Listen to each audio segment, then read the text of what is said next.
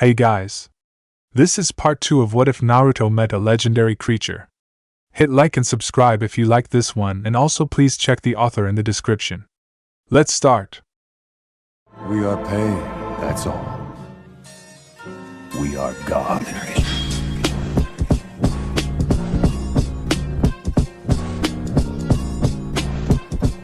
Chapter 4, Calm Before the Storm. Docks Kirigakure no Sato. The ship had let out a loud honk in order to notify its passengers that it had arrived at the dock of the hidden village of Mizu no Kuni. The captain stood at the side of the exit, waving goodbye to her passengers. However, as soon as Jiraiya had come up, she had launched an icy glare at him, causing him to bite his tongue in order to keep whatever perverted remark he had in store for the attractive woman remained in his mind. A smirk of satisfaction graced the captain's features as the white-haired sage was silent before going back to her happy persona when Naruto and the other passengers followed after him. As soon as Naruto had walked over to Jiraiya, the master and apprentice had already begun their trek into Kirigakure no Sato's streets. Naruto looked over the village itself as he and Jiraiya walked through it all.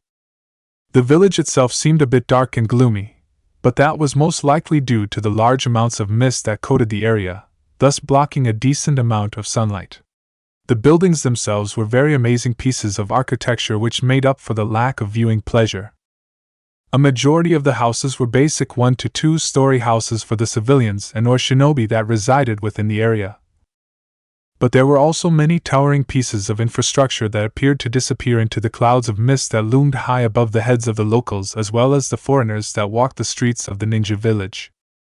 Though, true to its name of Mizu no Kuni, the capital of Kirigakure no Sato had many waterways flowing alongside the buildings in some areas.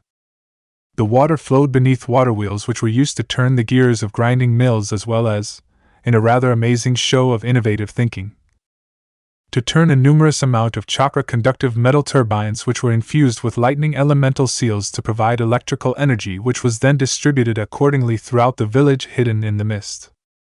As Naruto continued to marvel at the village, he remembered something which caused him to frown. Haku and Zabuza had lived here. The images of the two shinobi that caused him to change his entire perspective on shinobi livelihood, and the development of his nindo crossed his mind before he turned to Jiraiya. Ero Kyofu? Naruto asked his godfather which, upon taking the information into consideration, had seen fit to change the nickname of his teacher from Erosenin to the aforementioned one. Jiraiya's eye twitched at that, but seeing as how the boy wasn't really wrong in the naming of him, he had let it slide for the entirety of its usage. What, Gaki? Naruto moved in a bit closer to his white-haired sensei so as to whisper the words, isn't Kiri supposed to be locked in some kind of civil war right now? The Mizukage and the daimyo have been fighting for supremacy for a while, haven't they? Jiraiya nodded, hi, but that civil war ended a few months ago. The Mizukage now rules over Kirigakure no Sato, but in a show of good nature, the Mizukage had decided to give the daimyo a more than satisfactory amount of control over the trade industry, which is what gives Kirigakure the primary amount of its revenue aside from tourism. After all, these buildings don't build themselves. He gestured to the towering skyscrapers of the village. Naruto nodded in understanding. So, why are we here anyway? This place is way too populated for us to take part in any training whatsoever unless you came here just so you research on the bathhouses of Kiri. Naruto deadpanned. Jiraiya chuckled and ruffled the hair of his godson. Now, my young pupil. Do you think so little of my reasoning to come here? He spoke with mock hurt. Although I must admit that doing some research here wouldn't be a bad idea. Jiraiya mused before giving a serious look at the blonde Jinchuriki. But the real reason we are here is because Kirigakure is holding the Chunin exams this year, and you are no doubt above Chunin level in terms of your skills, so I thought why not get you a suitable ranking to go with your skills, Jiraiya said, causing Naruto's eyes to widen. Are really? The Chunin exams here? Now? He asked with excitement. Jiraiya nodded. Yup, but first we have to head over to the Mizukage Tower to sign you up. We're kind of a late entry. Naruto's eyes narrowed before turning to face his perverted sensei. How late are we talking, Ero Kyofu? Jiraiya rubbed the back of his head sheepishly. We kind of only have 1 week to prepare before the actual thing starts. he said with a nervous chuckle. Naruto's eyes widened, nearly bugging out of his head. 1 week? You got be fucking kidding me? He yelled. Jiraiya waved his hands in a defensive manner. Now hold on, the training I did with you is more than enough for you to do the exam, but don't worry, you have your shinobi passport so we can be recognized as legally being within Kirigakure. Well, before we go to the Mizukage Tower we should drop our stuff off at the hotel I booked us in. Naruto nodded in agreement as he followed his sensei to the hotel, which was another member of the tall buildings that lay amongst the throng of already freakishly tall buildings. The hotel was rather simple looking, relatively tall and strong looking despite it being a hotel building. It had a numerous number of windows, about 3 windows and 20 rows to represent the 20 floors that made up the hotel, and there were a few small balconies present on floors 15 to 20. There was no specific name for the hotel, but the neon sign shone brightly through the mist with the single word hotel being present in a bright indigo color. Jiraiya and Naruto entered the hotel before walking up to the front desk. The young man that stood behind the front desk gave a friendly smile and bowed to the 2 new entries of the hotel. Good morning, gentlemen. The man spoke in a polite tone before standing straight once more. I am the concierge of this establishment, Tokiyama. How may I help you? Tokiyama-san, my pupil and I require a single room with 2 beds, please. Any floor is fine, we're not picky, Jiraiya said with an equally polite tone to the concierge. Tokiyama nodded before going through the log book in front of him before looking up with a small smile. It appears we have a couple rooms containing what you like. The 4th, 7th, 8th, and 10th floors contain 1 room each with 2 beds. Which floor would you like? He asked. I would recommend the 10th floor room. There are 2 bathrooms in that one. That sealed the deal for the 2 shinobi as they slammed their hands on the desk. We'll take it, they said loudly. Tokiyama's sweat dropped at their eagerness to take the room before nodding and handing them the key. Your room number is 1009. We hope you enjoy your stay here in our hotel and in Kirigakure no Sato, by extension. Tokiyama bowed once more as Naruto and Jiraiya bowed in reply. Thank you, Tokiyama-san. Naruto and Jiraiya spoke before heading towards the staircase. Climbing the stairs to the 10th floor, Naruto and Jiraiya followed the lengthy hallway towards the room, 1009. Jiraiya took the key out of his pocket before inserting it into the lock and entering the room. The 2 males entered and surveyed their temporary living quarters they would be using for the entirety of their stay in Kiri. The room was rather plain, much like the one Naruto and Jiraiya had stayed at when they went to look for Tsunade. A large sliding window that granted them a view of the streets below. There were 2 queen-sized beds and a single side table placed in between both beds, which had a pair of lamps placed atop it. A clock hung on the wall showing the time to be almost noon. The 2 bathrooms were located opposite each bed. The beds are much more comfy than I thought they would be, Naruto thought as he had plopped himself down upon said bed. Jiraiya and Naruto rested their bags on their respective beds before Naruto decided to go use the bathroom, as Jiraiya began to check through his supplies for when he and Naruto had to go to the Mizukage quarters to register for the Chunin exams.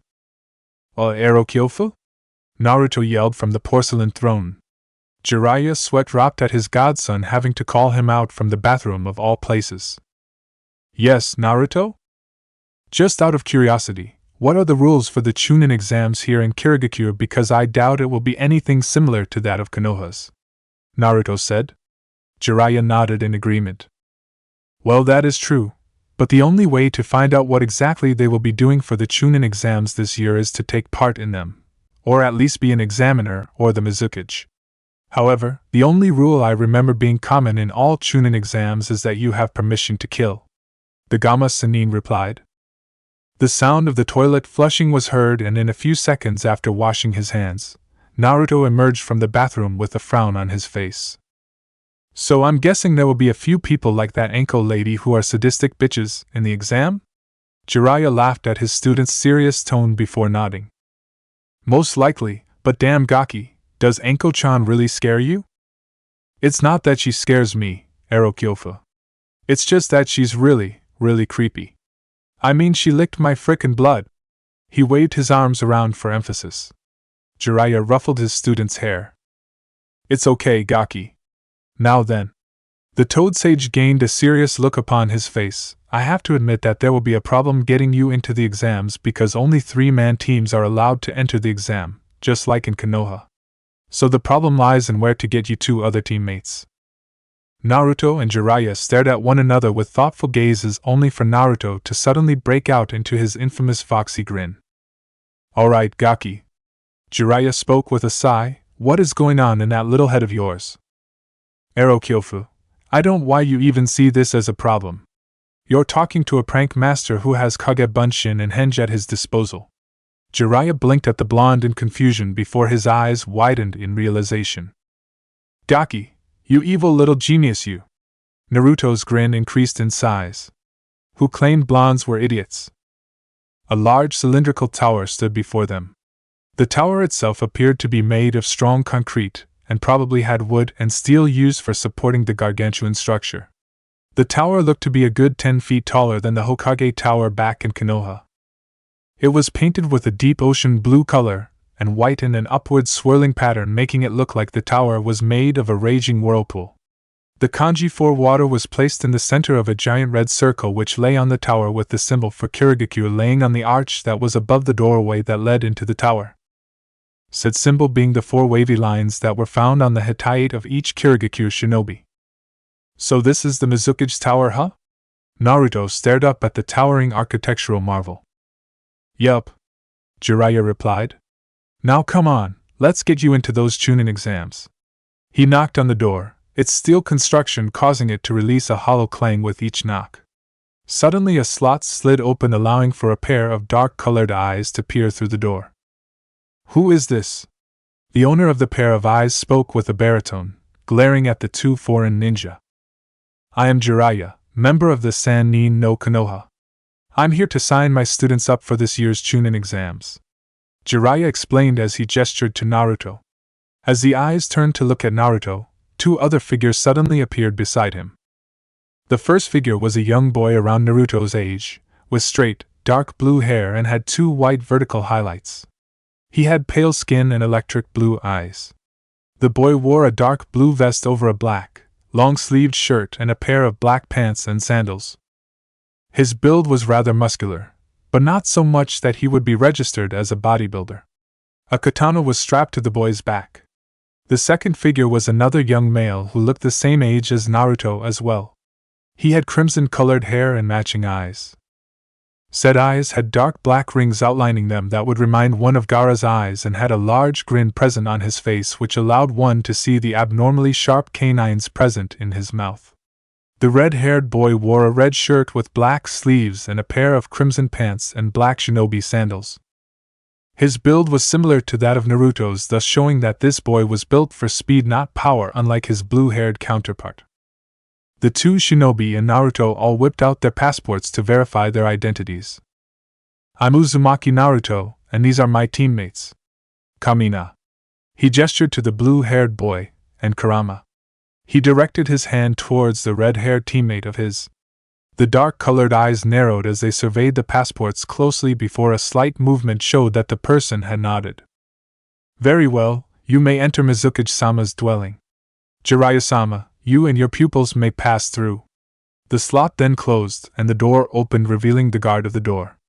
Naruto, Kamina and Kurama all stared in awe at the large man who towered over them. Despite Jiraiya having a towering height of 6 feet 2 inches, this person was a good 5 inches over Jiraiya's head. A pale-skinned man who appeared to be rather lanky, but to the trained eye one could see the tension in his muscles. He wore a standard jounin uniform for Kirigakure no Sato, and had his Hittite wrapped around his left bicep. Come, I shall lead you to Mizukage-sama's quarters. The man spoke before closing the door as soon as they had entered. Climbing the spiral staircase, the 2 Konoha shinobi followed their Kiri escort up to the top floor of the tower. Upon reaching said floor, the lanky man led Jiraiya, Naruto and his 2 other pupils a rather plain-looking door with a golden doorknob. The man turned to the Konoha ninja and took out a small scroll and opened it out. A storage scroll? Naruto asked, raising an eyebrow. Hi. As you are not fully trusted within the village, I ask that you, your teammates as well as Jiraiya-sama, leave your weapons inside this scroll for obvious reasons. Jiraiya nodded and Naruto and his teammates followed suit. Kamina, Kurama and Naruto removed their blades while Jiraiya only took away his weapons pouch, as well as Naruto's. After the items were sealed away, Gen pocketed the scroll. Your items will be returned after your meeting with Mizukage-sama. The gatekeeper of the Kage Tower spoke. The man raised his hand and knocked 3 times. Enter. A muffled voice spoke. The man turned the doorknob and pushed it open, allowing the Konoha shinobi the chance to gaze at the office of the Mizukage. It was very much like the Hokage's office, in which it was quite large. There was a large set of windows behind the large wooden desk, which seemed to be coated with a surprising amount of paperwork. There was a rather large bookcase filled to the brim with scrolls regarding things such as politics, strategy, and it was likely there may have been a jutsu scroll hidden amongst the cylindrical object storage unit. Behind the desk was a beautiful red leather chair with an even more beautiful woman resting herself in said chair. The woman was very beautiful, some might even claim her to be a goddess in human form. She had a very shapely form, for as she stood to her feet, Jiraiya was quick to scan her from her lean face, her large breasts, and wide hips, and had to hold back the nosebleed when a very long leg was visible through the slit in the woman's dark blue dress.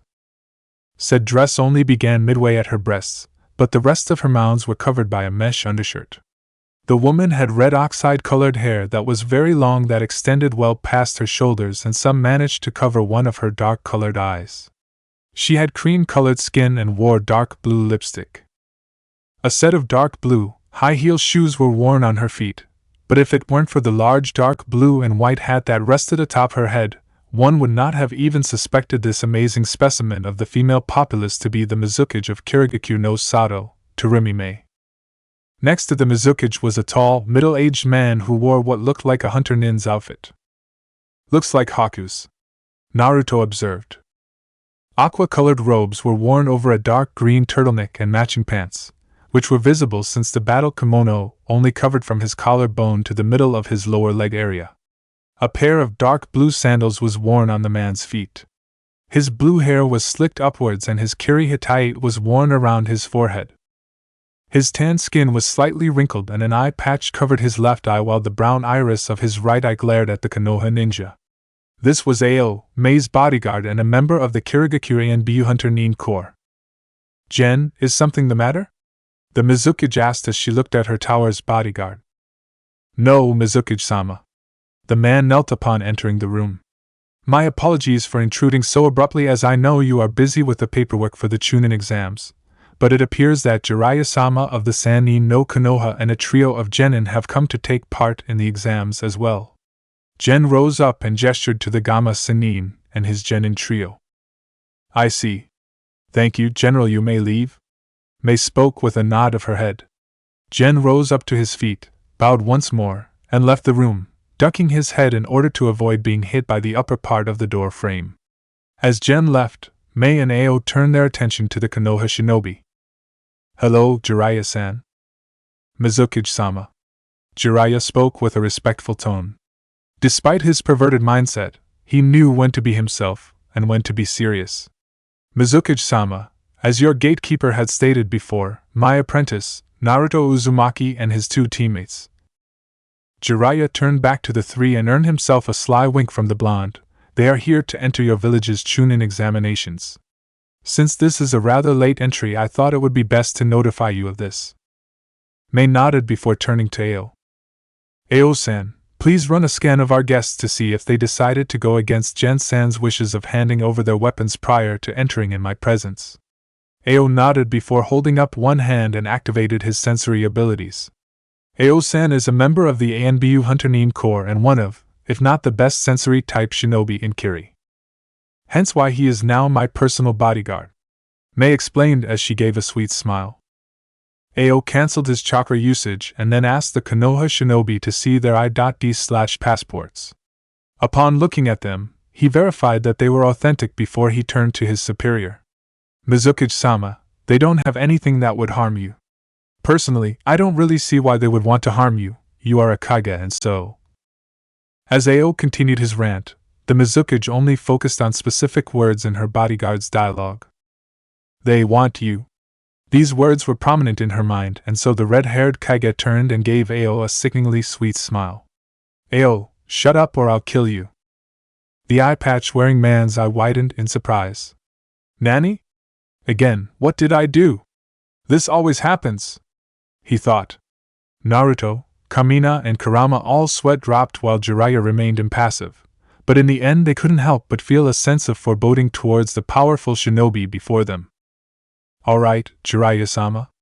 You and your genin team are free to enter our Chunin exams. The first exam will take place in 1 week, so I suggest you prepare your students well as people tend to die frequently in these exams. Mei said. Thank you for the advice, Mizukage-sama. Jiraiya bowed before turning to Naruto and his 2 teammates. Come on, Naruto. You 3 need to train and prepare for this 1 week. A simultaneous nod was done by all 3 boys before they followed Jiraiya outside of the office. Once the door closed behind them, Ao turned to Mei. Mizukage-sama, there is something off about those 3 genin. Should I pursue them? No, Ao. Everything is off about shinobi, and if we went by every single off feeling we had, then we'd basically be killing every single ambassador and liaison that enters our borders. Besides, she smiled at Ao, the blonde one looks like he'll give us a show during the course of these exams. Streets of Kirigakure. As Jiraiya, Naruto, Kamina, and Kurama received their supplies back from Gen, they immediately headed back to the hotel. Once they entered the room, Kamina and Kurama, as well as their passports, exploded into plumes of smoke, revealing them to be Naruto's Kagebunshin. Gee boss, could you cut it closer next time? I swear that Ao guy could see right through the henge. Kamina spoke. I agree. Kurama and the other Naruto clones chorused. Oh come, do you really think that we could get caught? Naruto asked. The woman was a Kage, and she said that the other guy was the best sensory shinobi they had. Kamina and Kurama gave their creator a flat stare. Naruto stared at his clones, who raised their eyebrows as if they were waiting for some reply from their creator. Just shut up, Naruto said as he made a hand sign, and the clones all dispelled in simultaneous plumes of smoke. See, I told you we could get through with it, Arokyofu. Hi. Though I must ask, just how good are you that you are able to make an ANBU unwary of your teammates and their identification cards? Arokyofu, when you've spent your entire childhood pranking and getting the ability to go into the women's side of the hot springs under the guise of henge with a female shinobi in said hot spring, that is how good I am. Of course, first few times I got my ass kicked for getting caught. Jiraiya hugged his student. The pervert is strong with this one, the white-haired man said with tears of joy running down his face. I'm so proud of you, my godson. Yurei-sai, Arokyofu. Seriously, I think you're soaking my hair. Naruto pushed the older man away and the toad sage wiped his tears. So what's the training agenda? By the way, does Bachan know about my partaking in this Chunin exams? Did she even consent? Jiraiya chuckled. Well, in that order. I plan on just having you do some work with your elemental ninjutsu and work on your fuinjutsu a little bit more. Plus you said that you were still working with that Raijuu of yours on some new jutsus, so you can do that. Plus, I also aim to have you read some scrolls relating to politics during the week of training because if you say you want to be Hokage, you're going to have to learn that kind of stuff. You have Kagebunshin no Jutsu, so you'll be able to split up the work evenly. Secondly, yes, Tsunade knows I was letting you partake in this Chunin exams, however she said that none of the genin from your year will be taking place this year because, well, it's only been 6 months Gaki and I doubt your friends were able to increase in strength at the rate you're at to be ready for a Chunin exams. I mean seriously. None of them have the ability to make hundreds of clones and be able to learn multiple things at the same time. Thirdly, my reply just answered your third. Tsunade consented, but she said that she would be unable to spare any genin for you to act as your teammates, which is why I said it would have been trouble to get you a 3-man team. Oh. Naruto replied intelligently. You want to start now or later, Gaki? The white-haired Sannin asked. The blonde then held up his hands in a cross-shaped hand sign and grinned widely. Kagebunshin no Jutsu. Jiraiya sighed as he saw the room was filled with about 50 replicas of the blonde genin. You know, you could have just said yes or no. Where's the fun in that, Arokyofu? 1 week later, Kirigakure Chunin examination. Naruto had recreated his clones in the likeness of his teammates from yesterday. Kamina and Kurama then stretched their limbs as they stood beside their creator, ready to go into the first act of the Chunin exams of Kirigakure no Sato. So boss, do you think we'll be ready for this? Kurama asked. Why are you asking this? You are me, so you should know the answer to that. The blonde replied to his red-haired teammate. Oh yeah, right? The red-haired boy chuckled sheepishly. Kamina shook his head at his fellow clone before surveying the area. Though, I must say boss, Kurama has a point in asking. I mean, just look at how many people are in this thing. Naruto looked around and frowned as he realized Kurama and Kamina did have a bit of a point in their asking. There were over 100 teams taking part, and all of them had that look that said how they would be willing to do whatever it took to gain the promotion to Chunin. Too bad, I'll be the one getting in their way. The blonde grinned like the Kyuubi within him. Mind lopping a few heads for me, Kit? I haven't seen bloodshed in so long. Baka Kitsune. Stop trying to warp Naruto's mind. You dare call the great Kyuubi no Yoko a baka, I ought to rip you to shreds. But you can't, because you're caged. The Raijuu countered. Now leave Naruto alone. Oh, for Kami's sake, Raijuu. Kurama rolled his eyes. You're quite spineless for a celestial being. The kid has to kill soon enough, why not do it legally? Even though I have no desire to kill anyone in these exams unless I have to, Kyuubi does have a valid point, Kamina. The Raijuu gaped in shock at his pupil as the Kitsune chakra construct was grinning like a maniac. See you, Baka Raijuu. Even the kid agrees with me. The Raijuu grumbled about ungrateful blonde students, and their bijou plotting his downfall before gazing at Naruto's clones through the boy's eyes. Naruto, I've been meaning to ask. Why name your teammates after myself and Kurama? It just popped into my head. Naruto shrugged. Besides, I was under pressure and I work better under it. I told you not to call me by name, you insolent ninjen! Kyuubi roared in Naruto's mindscape. You said not to call you by name, Kyuubi. Never said anything about my Henjed Kagebunshin's. Kurama was about to roar once more, but paused as he saw the logic in Naruto's statement. There was a period of silence and Kamina and Naruto chuckled at the demon Kitsune before said Kitsune turned away with a scowl on its face. Smartass. It commented before closing its eyes in an effort to go to sleep. Good luck, Naruto. Keep those Kagebunshin alive until the end of the exam and try not to get yourself killed. Hi, Kamina-sensei. Oh, and tell Kyuubi thanks for the training. Kamina chuckled as he saw the nine-tailed demon wave an uncaring paw at Naruto's words. I don't need your thanks, Gaki. Naruto cut off the link between his inner demon and celestial being before his transformed clones grabbed him and ushered him to the front of the crowd of shinobi where they were beginning to group together due to the examiner finally arriving. To say Naruto was in shock was an understatement. Before the similarly shocking series of Genin-level shinobi was a young boy who looked to be around Naruto's age, give or take a year or two. The boy was very, very pale in terms of his complexion, though living in a country that tended to blot out the sun tended to cause that effect due to the lack of vitamin D in one's system. He had dark-colored eyes and slightly spiky, light blue hair. A pair of rectangular framed glasses was worn on his face that were connected to ear protectors.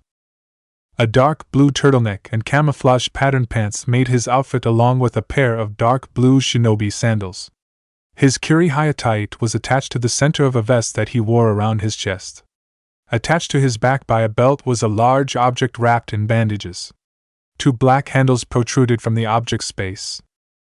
Kind of like that Kisame guy.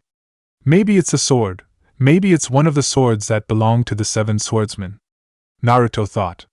The boy looked rather shy, but the boy suddenly shook his head as he cleared his mind of the fact that hundreds of shinobi, many from foreign countries, were now staring him down. He gave an unsure smile, revealing to many his shark-like teeth. Hello, my fellow shinobi. My name is Chojuro and I am a member of the Seven Swordsmen of the Mist, and wielder of the blade Hiramikari. I have been chosen by the Honorable Mizukage-sama as your examiner for this first section of the Kirigakure Chunin exams.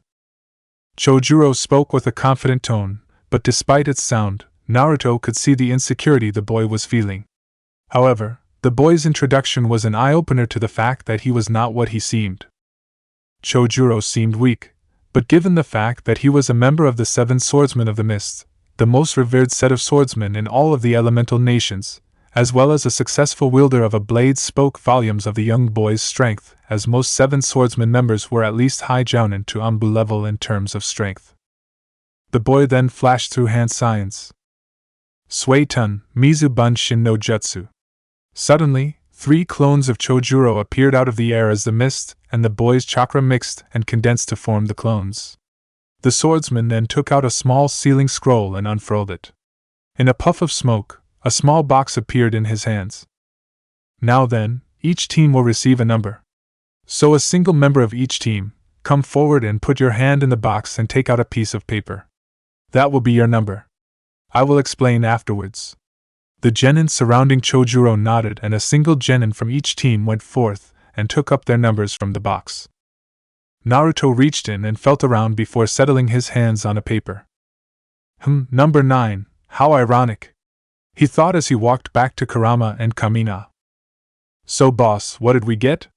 Kamina asked. Number 9. He answered his Kage Bunshin. Kurama narrowed his eyes. That's rather ironic. It is, isn't it? Naruto and Kamina deadpanned. Once all the teams got their numbers, Chojuro spoke once more. Now all of you will be split up into 4 groups. There are about 100 teams taking place in the exams, so an equal 25 members will be in each group. Numbers 1 through 25 are with me, the original. Numbers 26 through 50 are with my first Mizu Bunshin. Numbers 51 through 75 are with Mizu Bunshin number 2, and the ones with numbers 76 through 100 are with my third. Now split up and follow your respective examiners.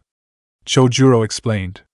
Naruto, Kamina, and Kurama followed the original Chojuro. Naruto looked at the other 24 teams that were with him.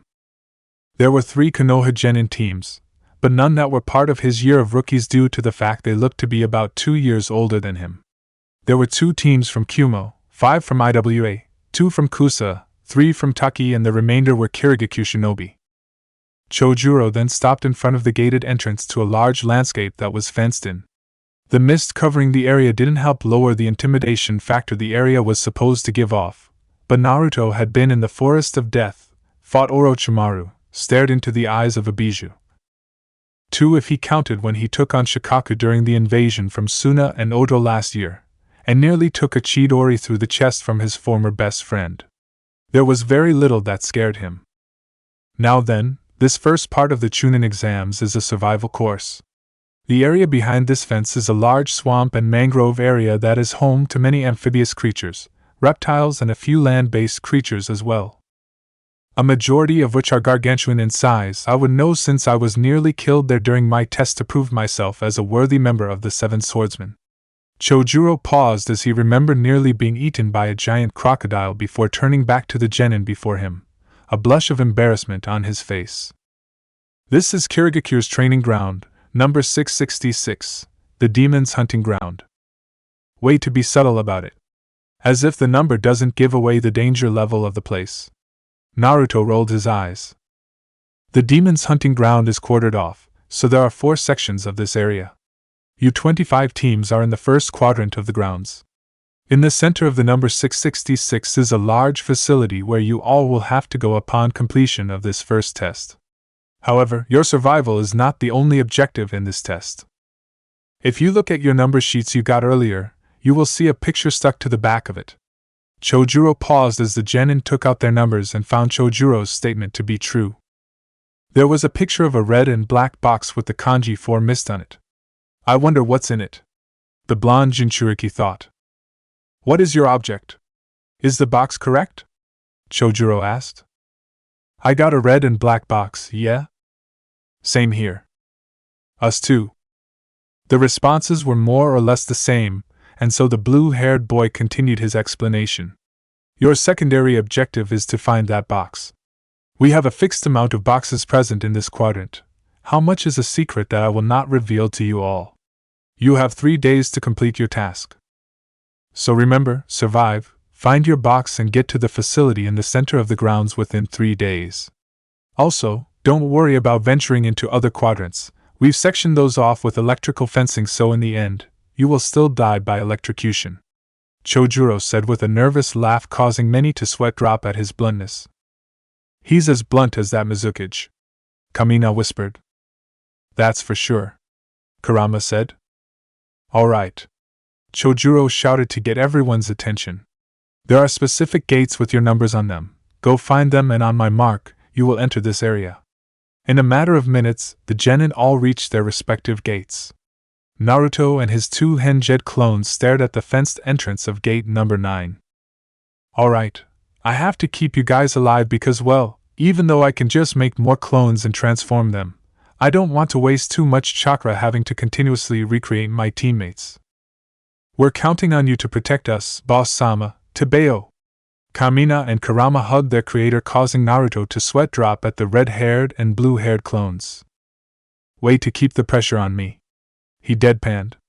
Suddenly an audible click met the 3 Naruto's ears. Kamina, Kurama and Naruto tensed their legs much like the other 70 genin present in his group, ready to take off. The shark-toothed boy's voice echoed through the mist-covered air as the gates suddenly shot open. "Hajime." Hotel. Jiraiya sat in the hotel bedroom as he contemplated his next move. He looked over the map which laid out his route for the next year and 6 months he had to train with Naruto. "Okay, so we head to Taki after this. I wonder if their Jinchuriki will be willing to converse with Naruto." The Gamma Sennin sighed before rummaging through his backpack and took out his notebook. "Maybe some research will help me calm my boredom. Time to look for some brothels." Jiraiya gave a lecherous grin before opening the window, closing it as he stepped outside, and began jumping from rooftop to rooftop in search of his intended destination. Training Ground 666 Demons Hunting Ground. Day 1. Naruto, Kamina and Kurama walked atop the waters of the marshy area they were currently in. "Okay, boss. What's the plan?" Kamina asked. Kurama decided to answer his fellow Kage Bunshin. "I would think we should find some suitable land area in order to make a camp. I mean, sure we trained, or at least the boss did, with Aerokyofu to use the water walking exercise to the point we could sleep on water. But I'd rather not, considering that Chojuro guy's explanation of there being giant monsters and stuff in this place like in the Forest of Death," the red-haired disguised clone said. Naruto nodded. "You, or would it be I, never mind, anyway, Kurama has a point. We should try to find a dry land area to make camp. Once we do that, I'll make a few more Kage Bunshins to guard it while we go out and search for the box. We have 3 days, so we should find some dry land fast. I don't like how those bubbles in the water are looking," Naruto added as he warily eyed 2 bubbles that rose up from the murky waters, only for said bubbles to blink at him. "Okay, those bubbles blinked. Let's move fast," Kamina said before jumping, his creator and Kurama following with gusto.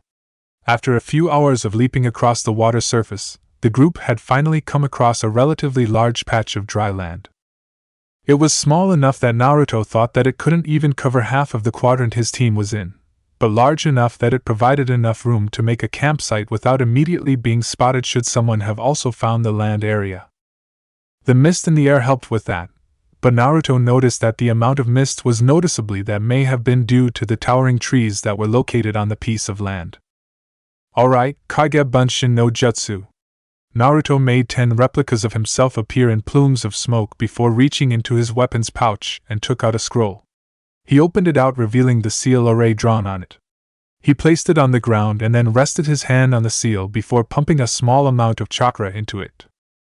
"Fuin Kai," he said as his sleeping bag and his backpack which he kept his other supplies in appeared.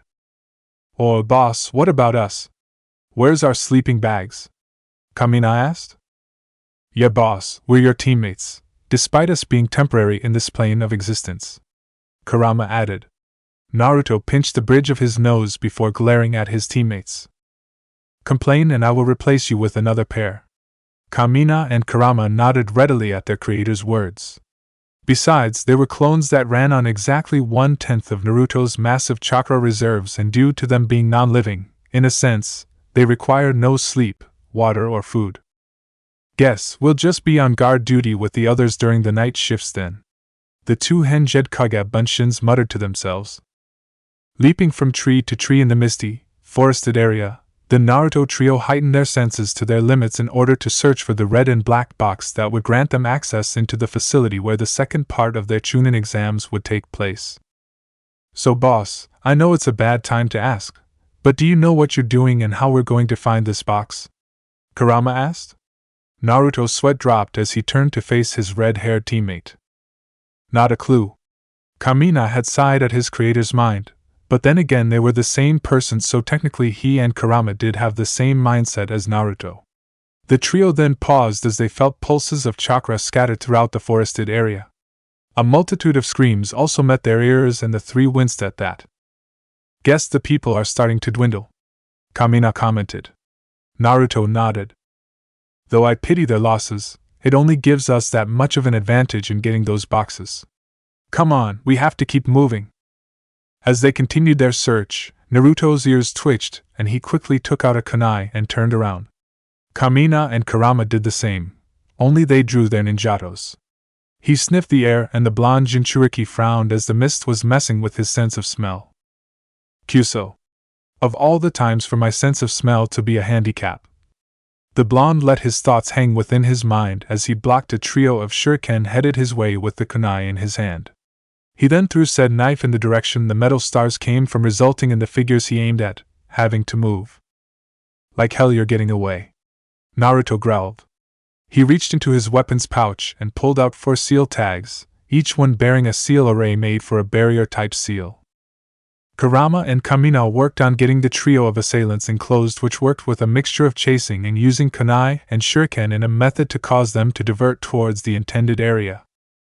This worked on the first 2 members, and since the third member of the team, said team having been revealed to be from Kirigakure itself, went back for his teammates, Naruto took his chance.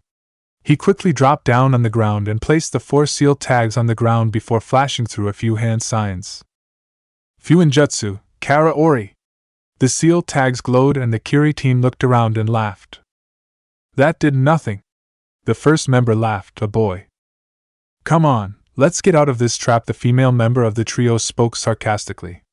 Naruto looked at his Henjed clones with an evil grin. 3. Kamina started. 2. Kurama held up his 2 fingers. 1. Naruto finished the countdown as the 3 Kiri shinobi leaped towards the trio, only for them to slam face first against an invisible wall. They skidded down the wall as a pulse of blue chakra sent them flying back into the center of the sealed area. You're not getting out of there anytime soon, I believe, unless I want you to. You attacked me, so I doubt you guys have a box, and judging by your angry expressions, I would say that's an affirmative. Now, since you prove a hindrance to my finding a box, you can guess what I'm going to do. Oh, by the way, the barrier drains about 1/8 of your chakra every minute, so you have about 8 minutes before you fall into unconsciousness from its effects. Naruto gave a happy wave as the Kiri shinobi spouted profanities at Naruto and his team. Can we activate the mute option of the barrier? Kurama asked. Naruto looked at the still yelling Kiri shinobi before tapping the invisible wall of the barrier seal and sent a pulse of lightning elemental chakra running through it. Raijuu arc, Shigeki. Arcs of blue lightning shot forth and lashed out at the loud shinobi and rendered them unconscious when it died down. I think Kyuubi's given the boss made the boss into a bit of a sadist, Kamina whispered as he noted the manic grin present on the blonde's face. You think? Kurama spoke with a roll of his eyes before following their creator into the mist-covered trees of the demon's hunting ground. After a few more hours of searching with the assistance of about 50 Kage Bunshin, he was a chakra beacon enough as it was, and making over 100 clones in the process would only work to have people find his position, and those with enough balls to find him and try to take him on would prove, in the words of one Naro Shikamaru, troublesome, and in the end his search yielding no positive results. He and his teammates paused, however, when they heard a high-pitched scream. Jumping down, Naruto, Kurama and Kamina looked to see a young girl around his age with short black hair, pale skin and black eyes. The kunoichi's garb consisted of a red shirt and red pants with a black skirt worn around the pants that reached to just above her knees. She had on a pair of dark-colored shinobi sandals, and the red-clothed attire she wore around her forehead bore the symbol for Iwagakure. However, other than the fact that the girl was alone, Naruto and his disguised clones couldn't help but notice the large pair of iguanas that were currently looking at the girl. The girl gritted her teeth before flashing through hand signs and slamming them on the ground. A large earth spike rose up and impaled one of the iguanas through its skull and killed it, but the second iguana lashed out with its tail and slammed it against the Iwa Kunoichi's body, sending her flying through the air. However, the Kunoichi opened her eyes a few seconds later when she realized she hadn't felt any pain from hitting the ground or a tree or any kind of surface for that matter. She looked up to find herself in the arms of one Uzumaki Naruto before he landed on the ground. Kamina and Kurama landed beside the blonde as the young Iwa Kunoichi looked at her savior, only to slap him. "Itai.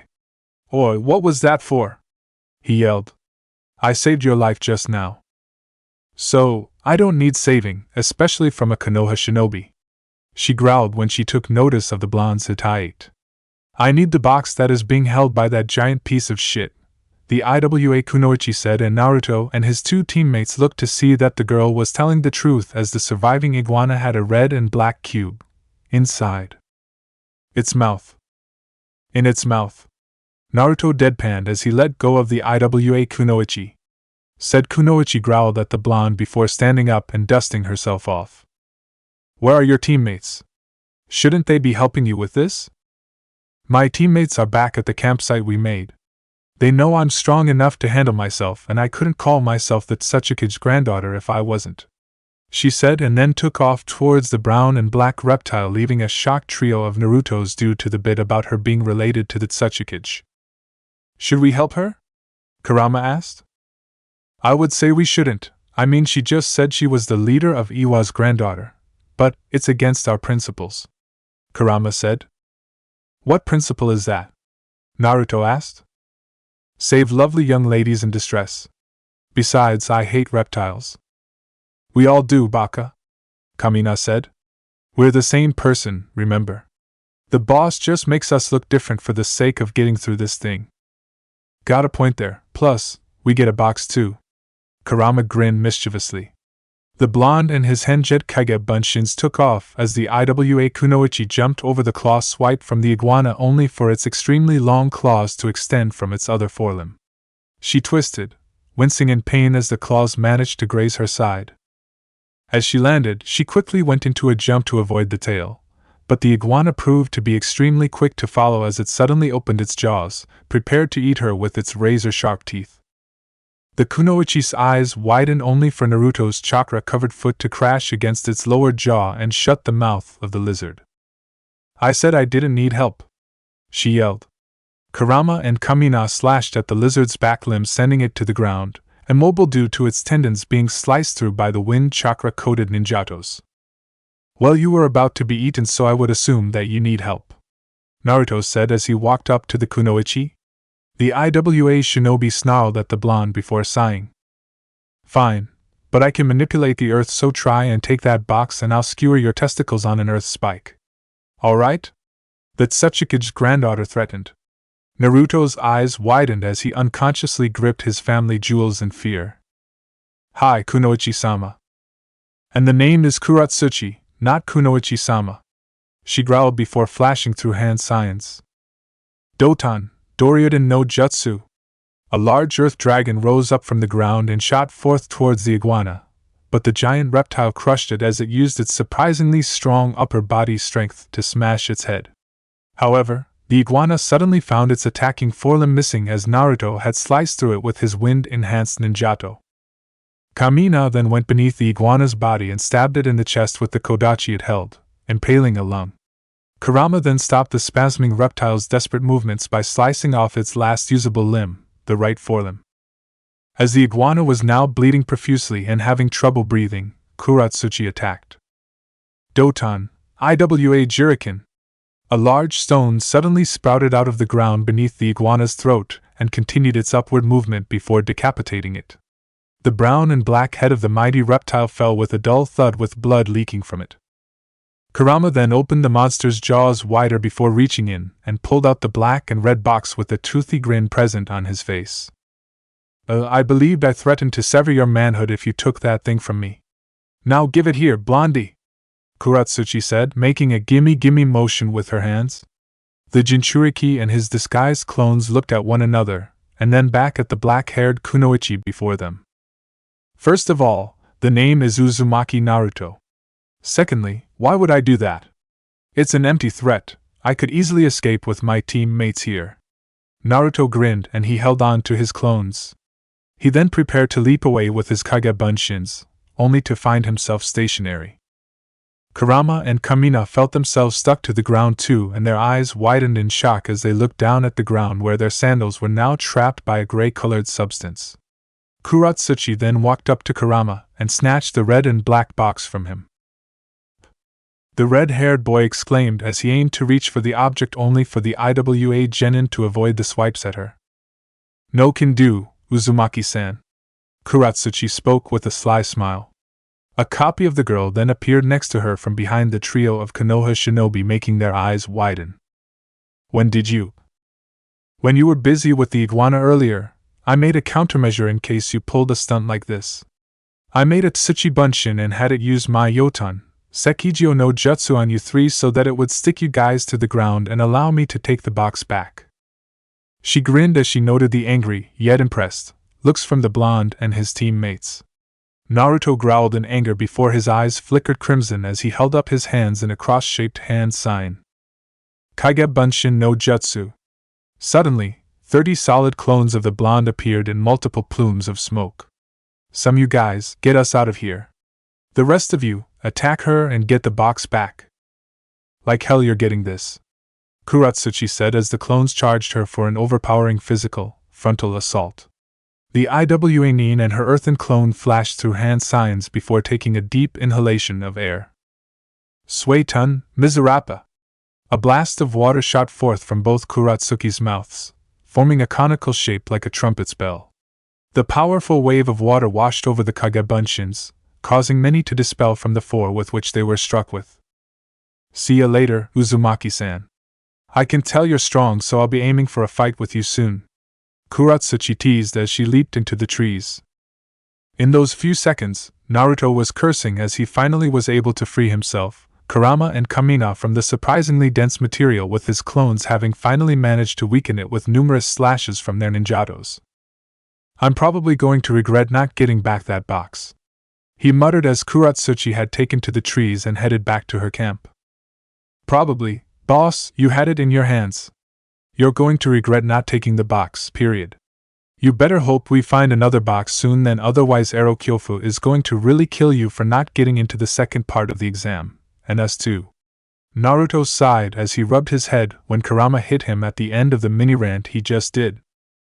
After deciding to continue searching for any boxes, Naruto and his teammates made their own Kage Bunshin hordes to scout the area, only for them to be killed within mere minutes by attacking teams, wild animals, and the occasional brawl between each of the clones. Once they found that their search had yielded no results, Team Naruto decided to head back to the camp. Kamina leaped up to the top of a tree and scanned the area through the mist, and found that it was dark. The light of the moon managed to penetrate the mist, even if it was only slightly.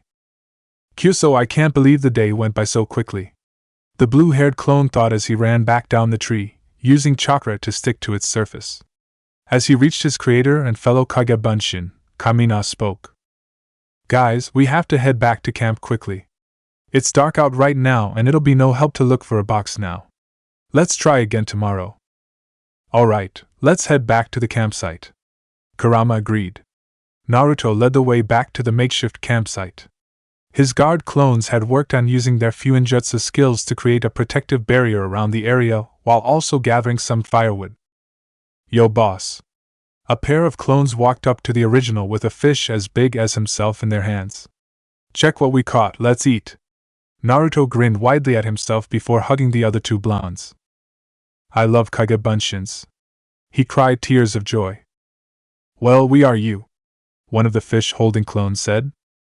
But if you love us, then does that mean you're gay for us and therefore gay for yourself? One clone spoke, thus ruining the moment for a bit, and resulted in him getting dispelled. Once the fire was made through the use of the wood and a small katan jutsu, the fish was gutted, sliced and cooked before the original and his clones dug into the fish. Once the eating was finished, Naruto yawned before crawling into his sleeping bag. Do you guys want to sleep too? I mean, I know you guys are clones and also you don't need it, but I can make more to watch over us, and if it's to keep up the disguise as my teammates, you too could. Naruto told the red-haired and blue-haired teammates of his. The two shook their heads at the Raijuu arc user. Nah, it's okay, boss. Me and Kamina can dispel if you want us to. Besides, you can always recreate us. You're the human one here, so go to sleep. We got a box to find. Naruto nodded and closed his eyes. You do realize that once the boss loses enough focus on us during his sleep, we're going to be dispelled. One of the guard Kagebunshin said. He'll just remake us. There's no trouble there, and it's highly unlikely for us to be found. Kamina said as he put out the fire using a small amount of water from the mist in the air through Raijuu arc to make a small funnel cloud.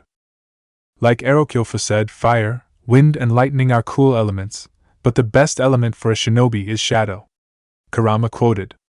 The guard clones, Kurama and Kamina, continued with their watch while also making sure the barrier seal protecting their creator's campsite was still intact.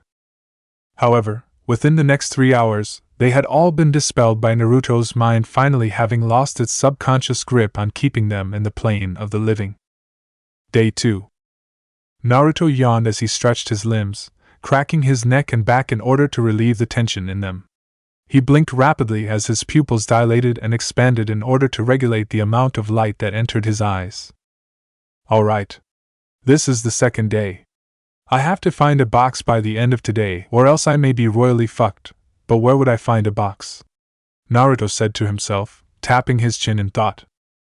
He held up his hands and deactivated his barrier seal array that surrounded the campsite he and his Kagebunshins had made and put all of his campsite's belongings into the storage scroll he carried with him.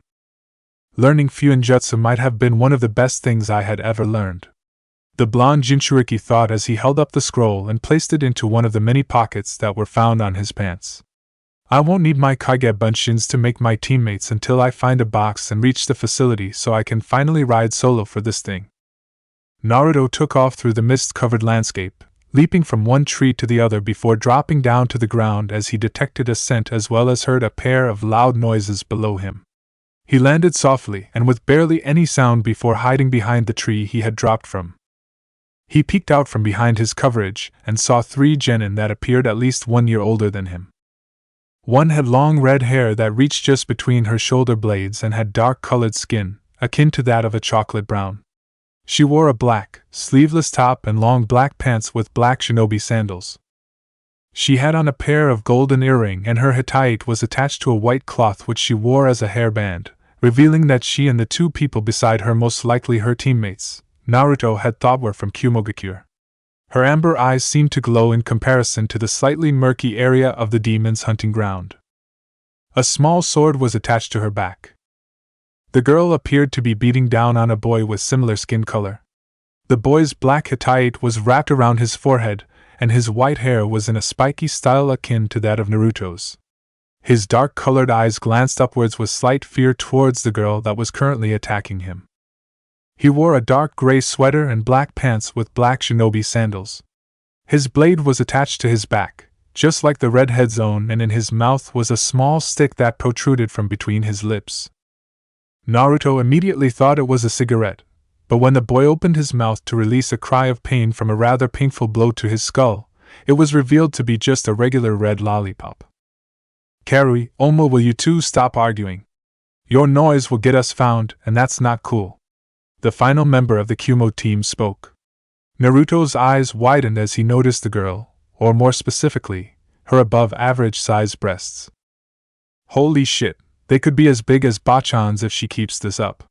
The blonde thought as he stared below the girl's neckline. The Kumo kunoichi had short, straight blonde hair that ended just below her neck. She had pale blue eyes and cream-colored skin, making her contrast greatly with her teammates. She wore a short gray dress of some sort over a mesh undershirt and a dark gray skirt. She had on a pair of red hand guards and high boots. Her tanto was strapped to her lower back. Gomen nasai, Samui-san. The boy, now known as Oma, spoke. But Kiri keeps commenting on how she wants to hit somebody, and if she hits somebody, it could result in conflict, and what if that person she hits is somebody of high stature of a foreign village, and she has to marry that person or kill herself in order to stop a potential war between Kumo and that village, and what if the result of that is Omo Yureisai? Kiri slammed her fist down on Omo's skull, silencing him as he released a hiss of pain. She's like Kumo's version of Sakura. Naruto's sweat dropped at the thought. Samui rolled her eyes. Omo, stop overreacting, and Kiri, stop yelling, it's not cool. Now come on, we have to find that box in order to advance through this first test. We've already wasted an entire day trying to find this land spot in order to escape the marshes where those giant reptiles lived, Samui said. Omo and Kiri nodded, but just as they were about to move on, a large stomping sound was heard, and the Kumo nin, as well as Naruto, stared in awe at the giant great blue heron that came stalking through the trees. The bird's large eyes zeroed in on the Kumo team before it reared its head up. A loud screech echoed through the air as it struck, its beak digging into the dirt as Team Samui leaped apart to avoid the attack. Naruto continued to watch as the bird of prey within the wetland area continued to strike at Team Samui. Raitun, Rakurai no Jutsu, Oma yelled as he finished his series of hand signs. A bolt of blue lightning shot forth from his fingertips and struck the heron in its chest, electrocuting it slightly, but due to its large size, it had a high rate of recovery, and so it spread its wings. One wing slammed against a tree while the other sent Oma into another tree. His back clashed painfully with the bark, leaving a noticeable indentation in it as he dropped to the ground, but Kiri was able to jump in front of him to stab the bird's beak with her lightning chakra-infused tanto. Kiri soared through the air, tanto in hand, as she was able to yank it free when the heron threw its back in pain. Kiri then planted her feet firmly against the bark of the tree she aimed to ricochet off of and stabbed the great blue heron through its left wing. Blood flowed from the wound before the smell of burning flesh met the atmosphere as Kiri infused lightning chakra into the conductive blade once more. Omoi shook his head as he stood back up before sending another Raikurai no Jutsu at the bird, striking it in the eye this time. The great bird screeched once more in pain as it was now lacking the use of its left eyeball, which was now a bleed and burning mass of flesh. Kiri and Omoi then leaped up against trees that were parallel to one another before landing against a tree that lay directly behind the painted bird. They leaped off of the tree with enough force to crack the bark and channeled chakra into their feet, sending the bird downwards from the force of the dual kicking strikes to the joint in its legs, bringing it to its knees. Samui then leaped up at the bird's throat before twisting as she drew her tanto. Kumoryu, Omotajiri. She charged chakra into the blade and sliced the bird's throat cleanly, causing a massive amount of blood to pool in the bird's mouth, as well as causing the red liquid to spill from the wound. The large bird stepped backwards before falling to the ground with a gurgled screech. Within a matter of seconds, the tertiary consumer of the hunting grounds food chain had died. Naruto stared in awe at how the three had taken down the great blue heron. Suga! He yelled a bit too loudly. He covered his mouth with his hands and aimed to duck back behind his hiding spot, but it was too late. Team Samui had caught sight of the blonde Jinchuriki. "Who are you?" Samui asked with a cold tone. "It is not cool to try and attack a proud shinobi of Kumogakure no Sato." Naruto raised his arms in a feeble defense.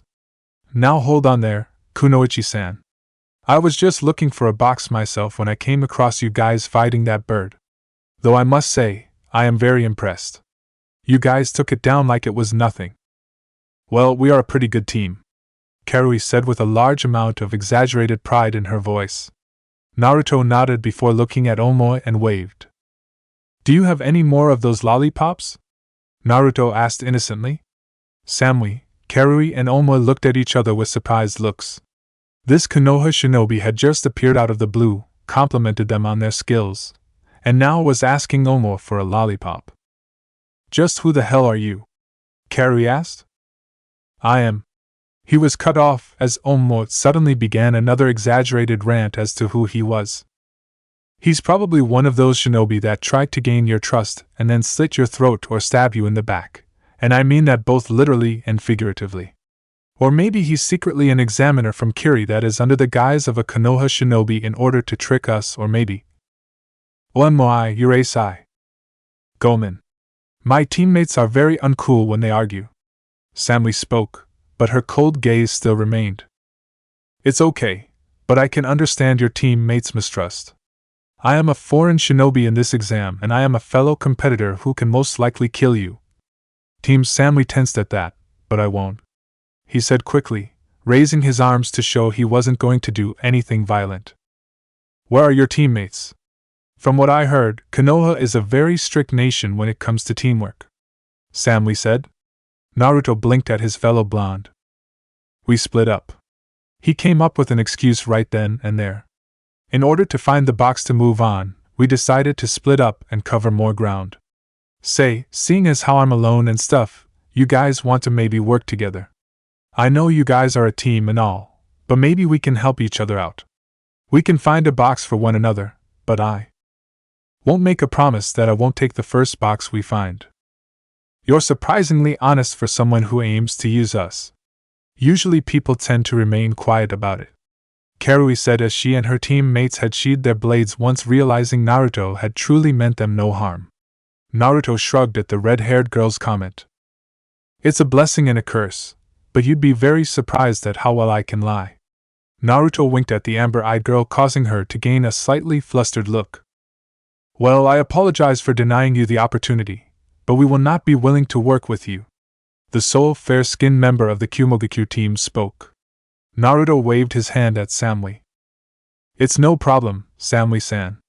Karui-san, Omo-san, I bid you adieu then. I hope to fight you should we be able to move on to the rounds of this Chunin exam where we fight one another. Chado Mat. Oma yelled. How do you know our names? Well, you guys were practically yelling it out when I found you three. By the way, my name's Naruto. Uzumaki Naruto, shinobi of Konohagakure no Sado. See ya. Naruto then held up his hands in the ram's sign and disappeared in a swirl of wind and a spark of lightning. That was pretty cool. Samui commented on the blonde's exit. Really, Samui? Uzumaki Naruto. He must be a powerful shinobi sent to wipe out all of the genin, and is hoping to add us to his shinobi army to take over the continent, and then heal us. Onmoi Yurei-sai. Karui roared as she pounded her white-haired teammate into the dirt. Naruto reappeared in a swirl of wind and the sparks of lightning crackled beneath his feet as he landed on the ground.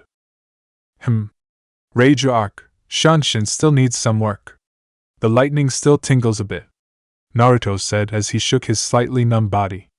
I hope I will be able to fight one or all three of those Kumo shinobi. They seem pretty strong. Especially the one with the huge knockers.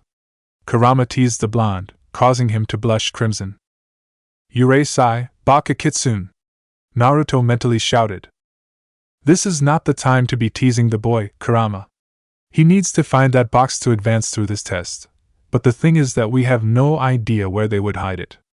Kamina spoke, but a teasing grin suddenly found its way to the Raijuu's face. Maybe it's hidden in that Samui girl's cleavage. Kamina-sensei.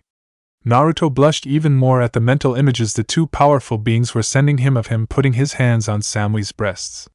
Stupid perverted all-powerful beings who just can't shut up.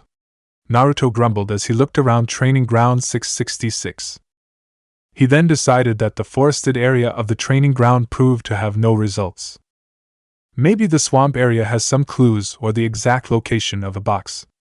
I had immediately left that place when I saw the weird stuff in there, but never checked it out. Naruto thought before heading towards the swampy area. As soon as he made his way to the edge of the swamp/marshy area of the demon's hunting ground, Naruto surveyed the area and saw the murky waters through the slight amount of fog that covered it. He channeled chakra into his feet and walked atop the water, fingering the hilt of the ninjato that he kept strapped to his back. The sound of croaking frogs, buzzing of insect wings and the low growls of whatever carnivorous creatures that lived in the marsh assaulted Naruto's ears, his blue eyes scanning the area for anything that would be out of the ordinary, or at least something that would try to eat him and spit out his bones. Kyuso, I wish I could just find a damn box and get the hell out of this place. It's making me itchy. he said as he scratched his scalp. However, Naruto was unaware of the creatures that saw Naruto's pause and movement, minus his itching, as a chance to strike. Like the saying goes, be careful what you wish for. Naruto's eyes widened as a loud hiss met his ears and suddenly a large anaconda launched itself at him. He drew his ninjato and slashed the snake completely in half as its forward motion allowed its open maw to meet the horizontally held ninjato that was coated in wind chakra. Snake blood and organs fell into the waters, but that was when 3 more anacondas reared their heads, gazing at their prey with evil yellow eyes. Well, this is just fucking great. Naruto spoke sarcastically. The anacondas hissed before one lashed out at Naruto, aiming to swallow him whole. I've been eaten by a snake once already. I won't be eaten again. Naruto embedded his blade into the serpent's skull, stabbing into its brain. He then used his ninjato as an anchor and allowed himself to flip atop the dead anaconda's head before jumping up to avoid the second bite from the other anaconda. The third one lashed out with its lengthy tail, but the blonde Jinchuriki flashed through hand signs and activated his true secondary chakra nature of fire. Katon, Kakaku no Jutsu, the large fireball burned the appendage of the anaconda, causing it to hiss in pain, and cause it to douse it in order to stop the fires from burning it further. Naruto was still airborne at the time, and so the second anaconda had struck, forming a spiral around Naruto's form. But before it could trap Naruto in its death grip, the blue-eyed Raijuu arc user struck rapidly with his blade. Uzumaki Ryu, Taifu Renpatsu. Naruto unleashed a flurry of sword strikes that were too fast for the normal eye to see. The anaconda suddenly froze as it was about to grip Naruto with its length before numerous slash marks, with blood gushing outwards from every mark, littered its body. The eyes of the serpent suddenly became lifeless, and it crashed into the murky waters of the mixed ecosystem.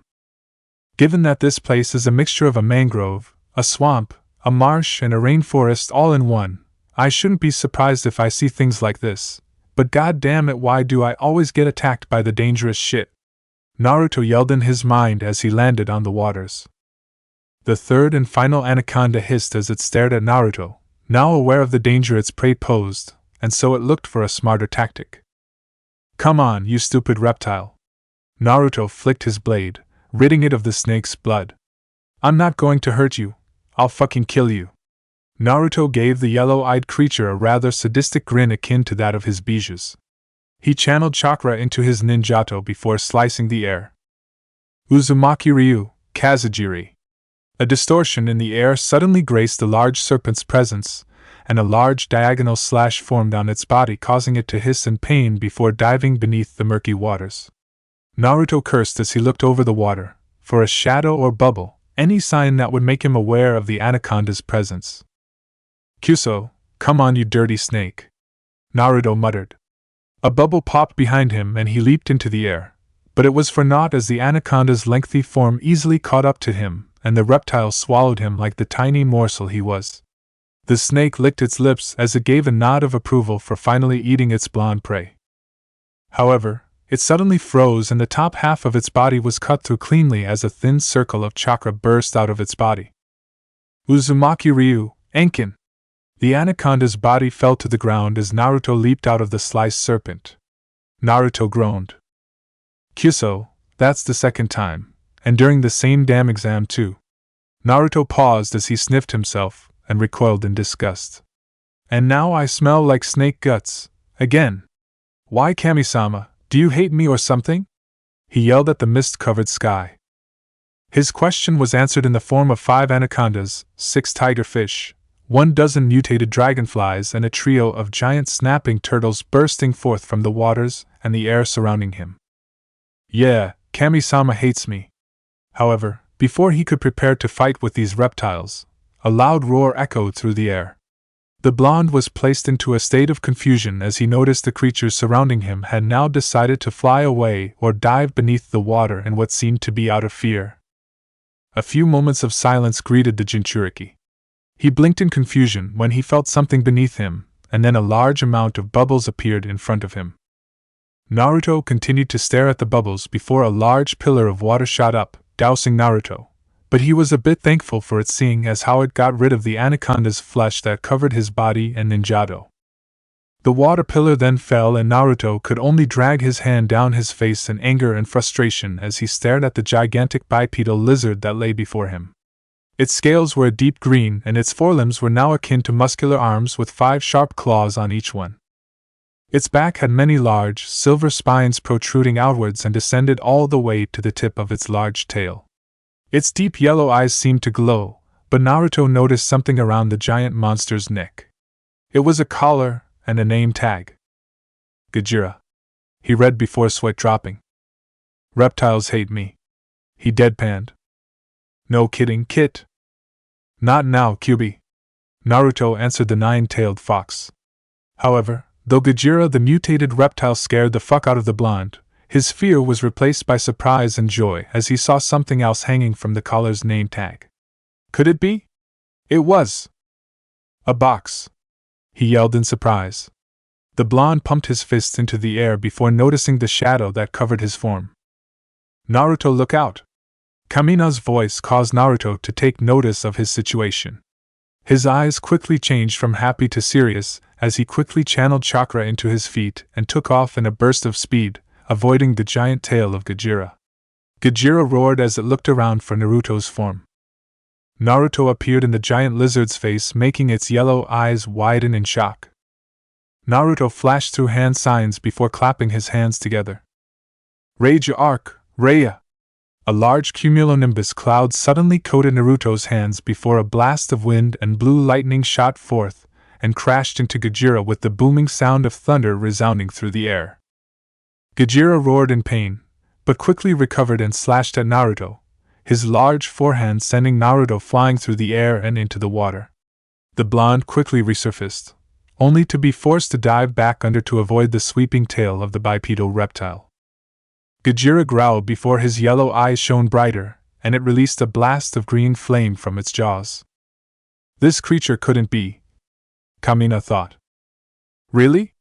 It can breathe fire? Naruto yelled as he resurfaced behind the giant lizard. He quickly climbed atop the surface of the water before channeling wind chakra into his ninjato. Uzumaki Ryu, Kazujiri. The blades of wind shot at Gajira, but the hard and seemingly indestructible scales caused the attacks to not really affect the beast. The blonde cursed as Gajira took notice of the impacts, however, and it turned and roared at the blonde. The Kyubi Jinchuriki flew through the air from the shockwave that the roar generated and slammed into a tree. A blast of green flames followed after, but Naruto quickly performed Kawarimi no Jutsu with a nearby waterwee before taking a deep breath as he finished a set of hand signs. Katan, Karya Enden no Jutsu! He yelled as the orange flames morphed into that of a dragon. The fire dragon slammed into Gajira's body, causing a small explosion and burned the creature slightly. Naruto then used the smoke from his attack as a cover, and to the eyes of Gajira, he had appeared to have disappeared. The blonde had reappeared behind the overgrown lizard and formed his signature jutsu. In a large plume of smoke, 300 clones formed around the original Kyubi Jinchuriki. Alright, 100 of you will make the first company. The next 100 will be the second company. The last of you are with me. First company, distract and bring it to its knees. Attack the back of its knees and back to push into the water. Second company, immobilize this son of a bitch with Raijuu arc. The rest of you, we hit it hard and kick that Gajira monster's ass. Naruto ordered. Hi! Was the resounding reply from the Kage Bunshins. However, they had said the response a bit too loud as Gajira had heard it, and it turned around with a roar. The large shockwave and wave of water that resulted from the roar sent clones soaring despite them holding onto the water with chakra. However, they managed to recover and not be dispelled. The first company of clones then decided to carry out the first stage of Naruto's plan. The first company split into a 50-50 group. The first 50 began distracting it by throwing numerous explosive kunais and launching various katan and futon jutsus at it. Gajira roared before releasing a tongue of emerald fire, burning at least 35 clones in one shot. The swipe of its claws had ended the lives of the remainder. However, the other 50 had taken the chance to get back behind the beast once its focus had returned back to the distraction clones, and they all flashed through hand signs. Futon, Kami Oro sure. Powerful bursts of wind accumulated around each clone before shooting forth and crashing into the gigantic reptile's back, sending it stumbling forward.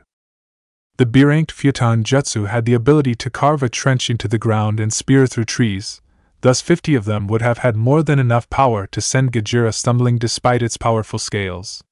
Falling to its knees, Gojira snarled with rage, its yellow eyes burning with anger.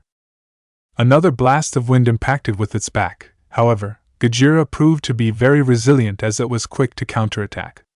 Its large, heavy tail swept across the waters, sending many Kage Bunshins to their deaths. It turned its head and a green fireball shot forth and ended the first company's population. Despite that, Naruto saw the chance for the second company to strike. Ikuzo! The clones charged forth, circling the gargantuan reptile. Raitun, Jibashi! Slamming their palms on the water after finishing their hand signs. Using the lightning element from the Raijuu Arkekei Genkai, the first company clones sent forth great amounts of electrical energy across the conductive surface. The attack sped towards Gojira and the massive lizard released a roar of pain as its body was electrocuted by approximately thousands of volts of electricity. Its body smoked as it fell to its knees, but the muscles contracted and relaxed at random intervals too quickly, causing its arms to give out as well when it collapsed onto all fours, thus bringing the beast down flat onto its stomach. It released a low growl, but then the second company of clones landed atop Gojira's body and slammed their hands down on its limbs after forming another string of hand signs. Fuinjutsu, Hibiketsugu. A multitude of seals suddenly sprung forth from their hands and, true to its name, snaked its way around the large reptile's limbs and some parts of its tail and torso. Gojira roared in anger, releasing torrents of fire that took out a bit of the second company's forces. However, the third company and the original Naruto took their chances. With the bound lizard now in place, they had all leaped into the air and charged chakra into the center of their palms. The Rasengan swirled to life before growing slightly larger in size, to that of a basketball. Ninpu, Otama Rasengan Renden! Naruto roared as he and 100 clones bombarded Gojira with powerful spheroids of rotating chakra. Gojira released a loud roar that echoed through the atmosphere of the demon's hunting ground. The birds that lived in the area flew into the air out of fear, and the large burst of chakra could have been felt halfway through the entire first quadrant, and a bit by its adjacent quadrants. The bombardment resulted in a large dome of chakra forming and a large wave of water crashing against the mangrove trees that lay on the shores and a large crater with water swirling around it. The water then began to fill the crater, allowing the immobile body of Gojira, who had a lone Naruto standing atop its form, to float to the surface, belly up. Gojira had chakra burns and areas that were bleeding from the spiraling chakra orbs on its back. Naruto reached over Gojira's collar and tugged at the red and black box that hung it. "Victory is mine!" Naruto whooped as he held the box high. As he said that, the numerous creatures that had surrounded him prior to Gojira's arrival had reappeared, bursting forth from the mist-covered waters, and the birds and insects descended from the skies. Suddenly, Naruto was being bowed down by the numerous fauna of Training Ground 666. "An Anani?" he exclaimed. "I'm impressed, Kit. It appeared that the giant lizard you fought just now was the leader of these creatures, and now that you've defeated them, you are now the leader of this place, it seems." Kurama spoke. "Nani? How could you tell that?" Naruto said out loud. "Well, it's the only logical explanation that would explain your situation. I mean, honesty, Kit, how else are you, a mere ninjen, have gained the respect and apparent loyalty of all these animals?" The giant kitsune argued. Naruto tapped his foot on Gojira's scaly stomach for a moment before nodding. "I guess you're right," he said as he gave a small, unsure wave to the animal populace that surrounded him.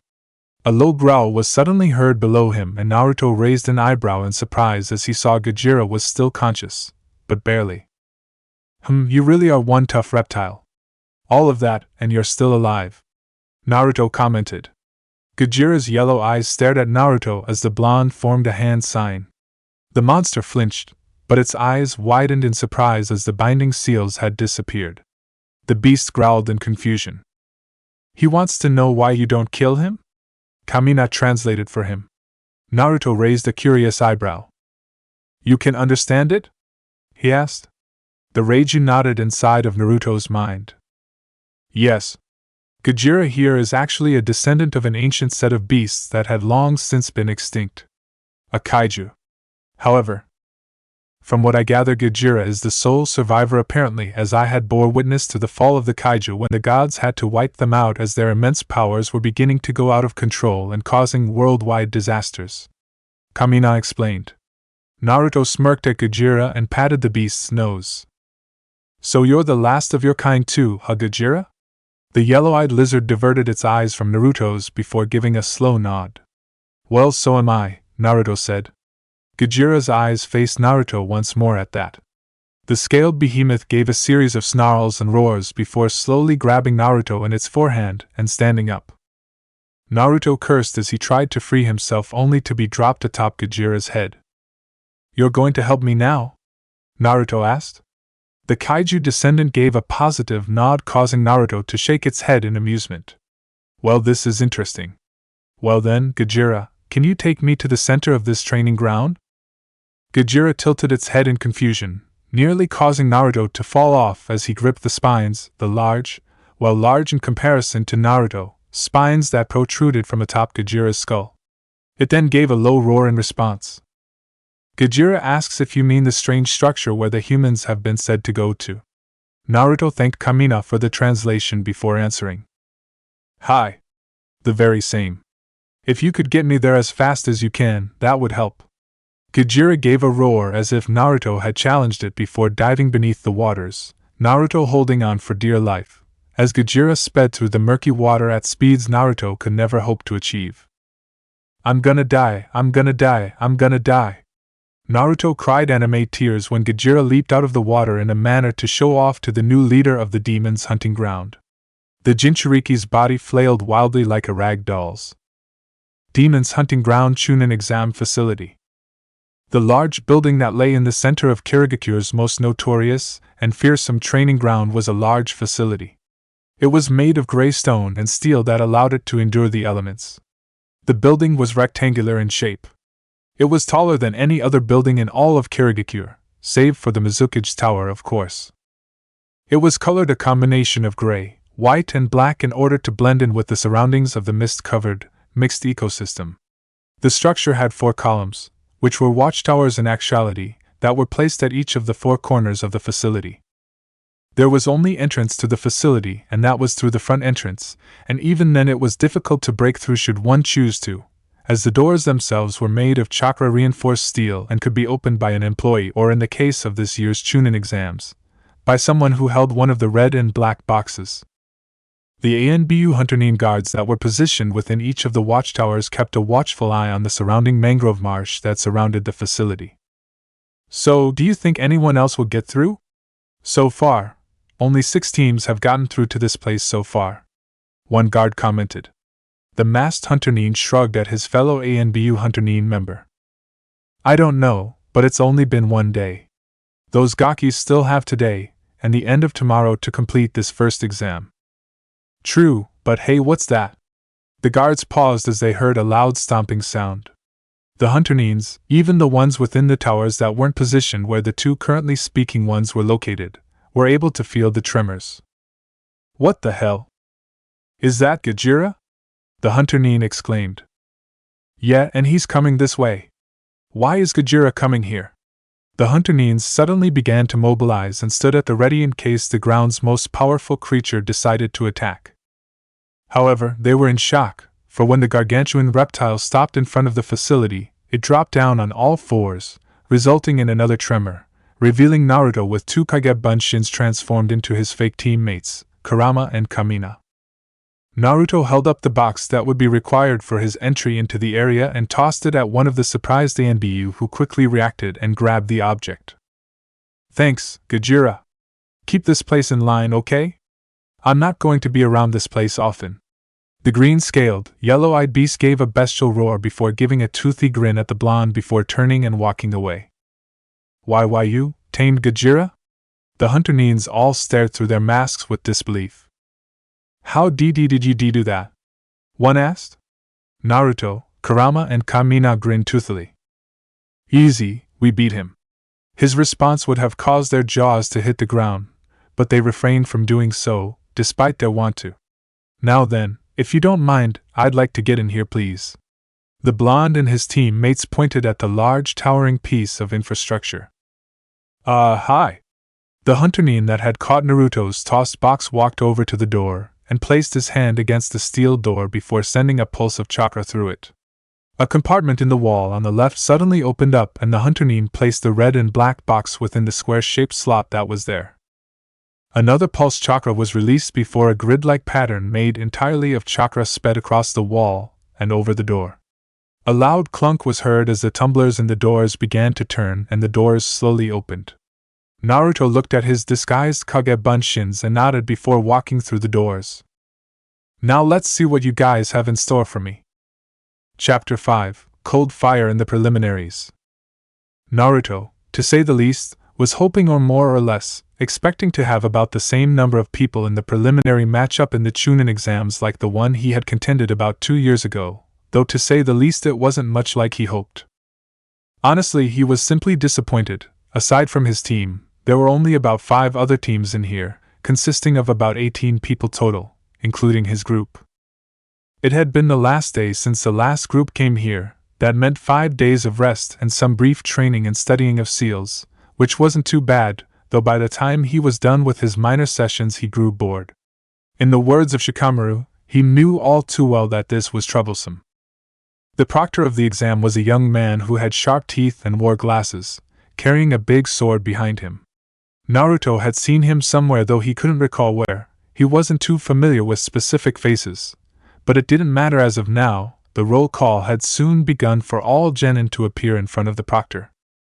As they all gathered, the proctor shifted a little, as he was either uncomfortable doing this, or he was just simply too nervous for his own good.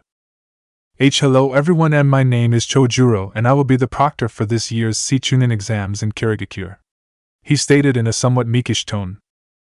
Oh, for the love of Kami, he's like a male version of Hinata, except he doesn't have the Byakugan and he's got sharper teeth, he thought as he sighed mentally. Who is this Hinata woman? She sounds like a beauty, Kamina said, receiving a loud snort from the QB in return. Well, I admit she's cute, if she didn't pass out on me all the time, stutter and stalk me from behind like I was some type of prey.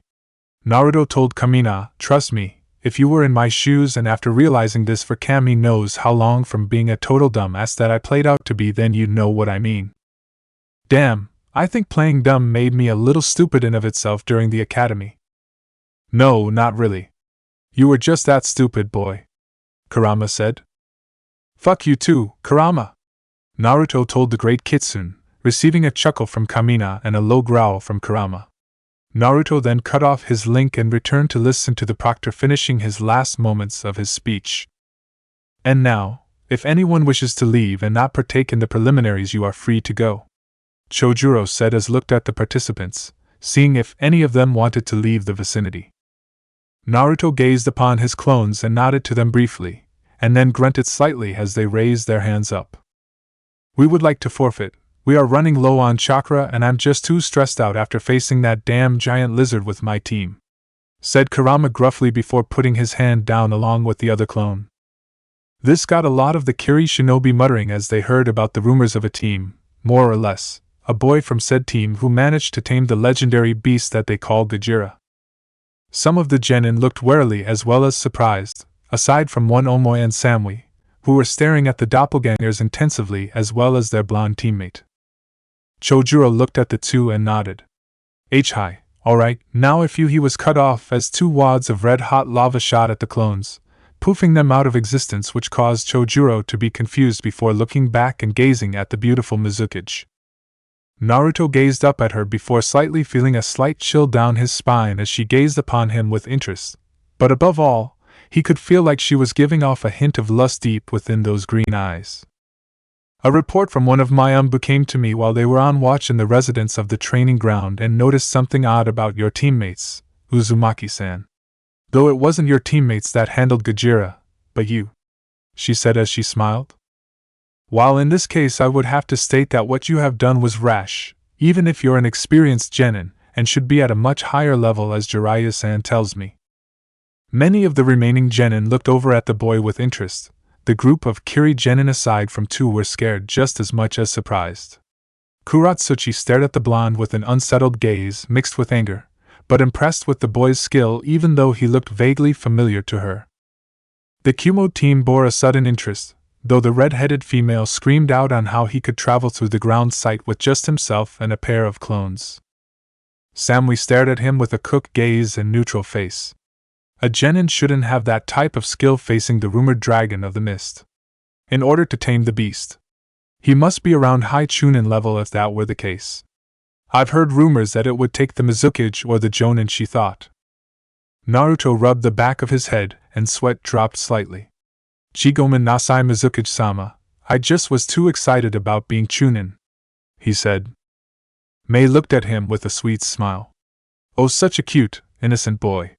He was so interesting. That's okay, Naruto-kun, just be glad I will permit you to continue on with the chunin exams. Naruto smiled brightly at the woman. She may not have been so bad after all. But do something like that and well, I'll simply have to punish you, she said, her voice cold as ice with a vibrant calmness to it. Or not. Is it just the thought of being tortured by her, turn me on, me or he questioned himself, though of course receiving an answer.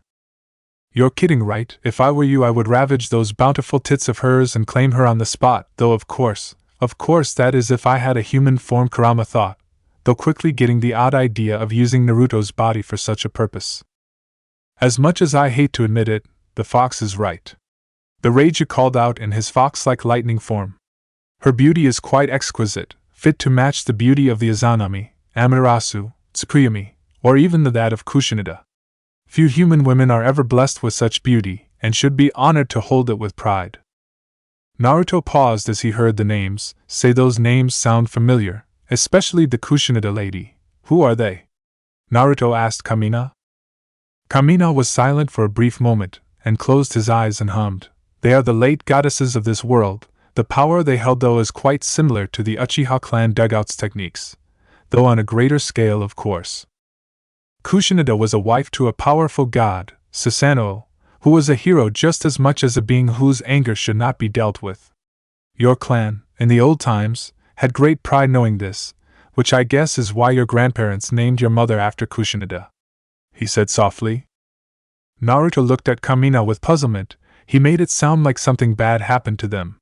You meant by late, do you mean dash? It's another story for another time, Naruto. I'll tell you when necessary, but it's time for you to pay attention. I believe it's almost time for the matches to begin. The deity laid in the sewer as he closed his eyes, ignoring the gaze of Naruto who was leaving his mindscape and the eyes of the Crimson Fox who knew what the Raijuu meant. Dazed eyes cleared, Naruto began to not mute out the outside conversations for the proctor that was talking about the brief discussion about the preliminaries and was finally near the end point. Naruto was indeed feeling the vast familiarity between this exam and the last exam he took, except, of course, less people. He had hoped to get some sort of challenge in this exam, but he didn't want to get his expectations too high. After all, these were genin, yet genin can sometimes be on the level of even jonin if necessary, and he was proof of that, of course. Now that I've said everything that needs to be said, the screening board will match the first two competitors of the preliminaries. The rest of you will, of course, sit on the sidelines in the upper levels of the area, Chojuro said, looking up at the board. Naruto gave a glance up at the board as names were juggling around the board before one name came and then later, another one appeared. His eyes were less focused now as he closed his eyes and smirked. It may have not been his turn, but it was one member from the Kumo team that he believed was possibly one of the better of all challengers here. Samui vs. Akatsuchi.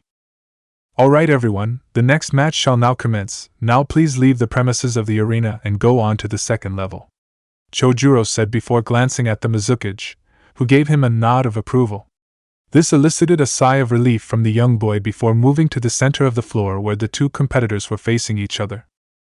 Samui of Kayumo vs. Akatsuchi of IWA, Heijime. Chojuro called the start of the match. Leaping aside as soon as he called, he immediately moved to the sidelines next to his fellow Kiri shinobi and viewed the battle which was about to start. Once everyone left the floor, Samui glanced at the joyful-looking, pudgy young male who simply retained a smile on his face.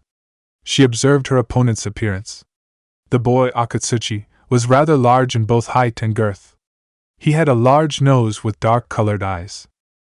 His body was thick, but despite his pudgy appearance, she could tell he probably possessed a great amount of strength. He wore the regular red-colored outfit that all typical IWA shinobi wore, minus the brown-colored vests that were reserved for their jounin. He wore a bandana around his head, thus covering his hair, and an orange scarf was worn around his neck. The hitai for IWA was securely stitched to the fabric of his bandana. Samui's calm expression hid the fact she was studying her opponent as she was calculating a plan through her mind carefully, merely looking bored to the untrained eye. So uncool. I wanted to see how skilled that Uzumaki kid was if he managed to get here so early and handle the said monster of Kiri's dreaded demon's hunting ground. She closed her eyes, pulling her tanto out of its sheath behind her, and preparing to make this battle as quick as possible. This guy is from IWA, no doubt his affinity is Earth, that gives me the upper advantage in ninjutsu. The same would be for kenjutsu and possibly taijutsu, he seems more reliant on jutsu only. She thought. She looked at the hand signs Akatsuchi was preparing and narrowed her eyes, channeling lightning chakra into her tanto, making it sharp, causing electricity to pulse through it. Now is the time. Samui pumped chakra into the bottom of her feet, allowing her to take off at a much faster pace. A small cloud of dust marked her movement, and she reappeared in front of her opponent, tanto held high and swung downwards. Doton, Gorima no Jutsu. Suddenly, a thick golem of earth rose up from the battleground, arms crossed as it was ready to defend its creator. Akatsuchi smirked as he watched the tanto of his opponent continue its arc, but his eyes widened when he saw lightning spark from its blade. He quickly jumped back as he saw his golem was now cleaved in two. "Aw, you broke my golem," he whined childishly. Samui gave a bored look to her opponent, but her eyes widened slightly as she noticed Akatsuchi raise his hand in a half-ram seal. "But I'm not done yet. Katsu!"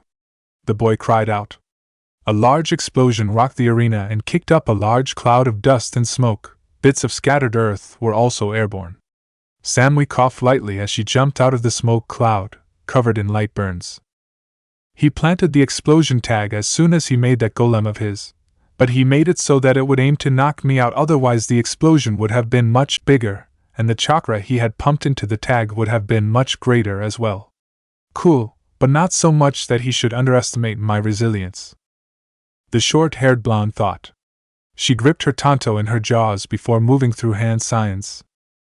"Right-on, John," Samui thought before pointing her fingers outwards, and a burst of lightning chakra in the form of a blue lightning bolt tore through the air. Akatsuchi quickly jumped out of the way only to go into a cartwheel and then into a forward roll as he avoided more blasts of lightning from his opponent. Samui eyed her opponent as she continued to send bolt after bolt at Akatsuchi, but her eyes widened when she realized something. "He's getting closer." "Gotcha." Akatsuchi smiled as his eyes lit up with childish glee. He leaped over another bolt of lightning before coating his arm with earth-natured chakra, enhancing his fist's density and hardness. As he landed, he scraped his arm against the ground, and everyone watched in awe as his arm seemed to attract the earth to his arm as it quickly became encased in the tiled earth of the arena floor. "Doton, Kengan no Jutsu." Akatsuchi lashed out with a strong uppercut, nailing the Kumo Kunoichi in her stomach, and Samui's eyes widened as she felt the power of the punch explode through her body.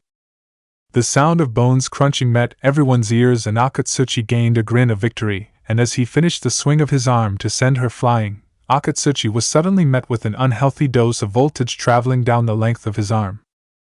Samui exploded into lightning and his earthen arm came crumbling. His body froze for a minuscule second as the remaining electrical charge forced his muscles to contract tightly. That minuscule pause was all it took, though, as Akatsuchi regained his bearings only to find cold steel pressed against his throat. A single spark of electricity raced along the length of the tanto's blade. The IWA genin glanced back and chuckled as he found Samui's neutral gaze staring at him. "When?" he asked. "During the explosion made by your golem.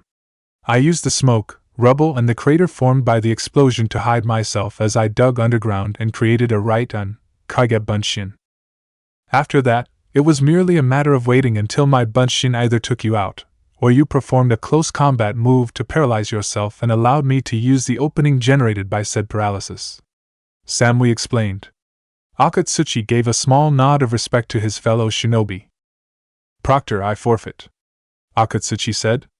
The young member of the Seven Swordsmen of the Mist blinked as he caught what Akatsuchi just said. Oh, hi. Shousha, Samui of Kumo, Chojuro exclaimed as he raised his hand. The Mizukage gave a small clap to the kunoichi. She will be an excellent kunoichi during her later years. Nothing like those anorexics I hear they have back in Konoha. The Godame Mizukage thought. Yeah, way to kick his ass, Samui, Karui yelled. Do you have to be so loud, Karui? You might piss some people off, and those people may try to kill us. What if Raikage-sama gets mad at us for getting people to try and kill us? What if that action could lead to war? What if... The paranoid lollipop sucker was met with a fist to his cranium as Karui told him to shut up. Samui shook her head at her teammates as she and Akatsuchi parted ways. So uncool, she thought. Interesting tactic, Naruto thought. Though I must applaud the agility of that Akatsuchi guy. For such a rotund guy, I never expected for him to be so light on his feet, and it was rather brilliant to disguise his dodging as a means to gain a closer proximity to his opponent. Sounds like you're a bit excited, Kamina commented. Oh, I am. Naruto chuckled mentally. He then returned to reality, as he watched the board flash through names once more. Meanwhile, on the other end of the balcony area where the non-fighting competitors were, Kuratsuchi was currently chewing out her teammate. You baka, how could you lose? You should always remember not to underestimate your opponent. Because of that you held back on your exploding tag thinking she would not have survived a full-scale explosion. If she died, and it's not your fault. Geez, Aji-san's gonna be pissed that his future bodyguard is not gonna make Chunin. The granddaughter of the Tsuchikage grumbled. Gomen, Kuratsuchi-sama. And stop with the sama already. I told you, I've known you since for too long for you to be doing this crap. Gomen, Kuratsuchi-sama. Stop it, she growled. The larger boy nodded, not verbally responding at all to his violent teammate, only to peek around Kuratsuchi's form, and his eyes widened with a light amount of shock before turning to glee. Kuratsuchi-san. What? She roared, annoyed that he was still talking. Shrinking away from the sudden outburst, the scarf-wearing boy merely pointed behind her, and her eyes followed his finger's direction. Her dark eyes widened marginally before a smug smirk donned her face. The screen's face showed two names in bright yellow pixels. Kuratsuchi vs. Reimei Sora. Would Kuratsuchi of IWA and Reimei Sora of Kiri please come down for your match-up? Chojuro said. The two competitors jumped down to the floor below. Reimei Sora was a young kunoichi with golden blonde hair, similar to that of the Uzumaki boy she had currently been itching to fight. She had teal-colored eyes and tan skin. She wore a light gray turtleneck sweater with extremely long sleeves that hid her hands. She wore a pair of long black pants that stopped at her midcalf and wore a pair of black shinobi sandals. The Kirigakure Hittite was wrapped around her neck like a collar. The two shinobi stood a few meters away from each other, Chojuro standing equidistant between them. Are you two ready? The blue-haired boy asked. The two kunoichi nodded as they shifted into battle stances. Kuratsuchi vs. Reimei Sora, Heijime. Chojuro leaped back as the two kunoichi remained standing still, analyzing one another. They then began to shift their feet, circling one another like battling wolves, waiting for the opportunity to strike. Kuratsuchi stealthily channeled her chakra into her feet, converting its nature into that of earth. She then decided to make the first move after a few minutes of continuous circling. Taking one step forward, Kuratsuchi raised her leg and slammed it down on the ground. Doton, Iwa Juriken no Jutsu. The chakra channeled through the battlefield before settling beneath Sora's feet. The earth distorted and Sora quickly backflipped out of the way as sharpened earth, like that of a guillotine blade, rose up from beneath her. However, not wanting for her opponent to pull a fast one like what that Samui girl did to Akatsuchi, she scraped her arm along the ground, earth collecting along the length of it as she sped towards her own creation. With her arm now strengthened by the earth that collected along its length, she roared a battle cry and shattered the earth guillotine technique with surprising strength of her Mizu Bunshin, and sent rubble flying everywhere. Sora's eyes widened as she stood next to her, showing that the young blonde girl did intend to pull the same tactic as Samui. Kuratsuchi lashed out with a vicious kick to the Bunshin, however, said clone was sentient and hence had the sense to dodge. Sora then took advantage of the miss, and she struck out with her sleeve-covered arm. Kuratsuchi raised her stone limb to block the strike, but her eyes widened when she felt no force. Instead, she watched as the cloth of the teal-eyed Kiri kunoichi seemed to bend and twist as if it were alive. Glowing blue with chakra, the sleeve snaked its way around the arm before lashing out strongly and nailing her in the face. The granddaughter of the Tsuchikage felt pain erupt from her lower jaw, but the grip around her stone arm kept her from moving further away and instead was met with another strike by the dangerous piece of clothing. Naruto watched from the balcony with interest at this development. What is that ability? The only thing close to it is from that guy that Gaara's brother beat, who was able to manipulate his bones with chakra. Well, from the memories I've just seen regarding that, I think the principle is basically the same, only it's with respect to the fibers of the clothing. By channeling chakra through the fabric, that Sora girl is able to make those fibers into an elastic material, allowing the sleeves to stretch and contract at her command. Plus, I think Earth Nature Chakra is what she has, given how hard that Kuratsuchi girl seems to have been hit. Her jaw is bruised, Kamina commented. Quite an interesting technique, the blonde Uzumaki thought as he continued to watch the battle unfold. Kuratsuchi quickly ducked beneath the third strike, but cursed when she saw movement out of the corner of her eye. The Bunshin, she realized. She deactivated the chakra flowing through the arm to keep the earth attracted to it, and she escaped her binding from the cloth. She then spun on her heel, drawing a kunai while doing so, and flung it at the Bunshin as said clone was about to strike her with a hammer blow. The clone exploded into water droplets before falling to the ground as a puddle.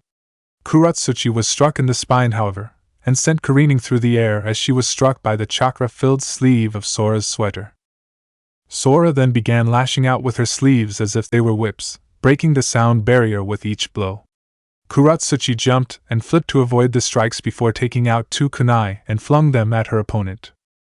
Sora crossed her arms over her chest before uncrossing them swiftly, and her sleeves extended outwards and knocked the kunai back with a clang.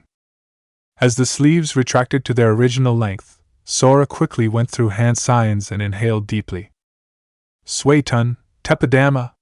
Sora launched numerous water bullets at her foe, but Kuratsuchi slammed her hands on the ground as she finished a string of hand signs. Doton, Dorihiki no Jutsu. An earth wall about half the user's size climbed upwards and blocked the attack. Kuratsuchi then took off and ran towards her opponent. Water bullets and iron-hard, chakra-infused sleeves of death aimed to take down the Iwa Kunoichi before she could achieve her objective of taking down her opponent, but Kuratsuchi's small and light frame made it difficult to do so. Kuratsuchi then shocked Sora as she latched onto Sora's sleeve, sticking to it with a basic application of chakra to the bottom of her feet.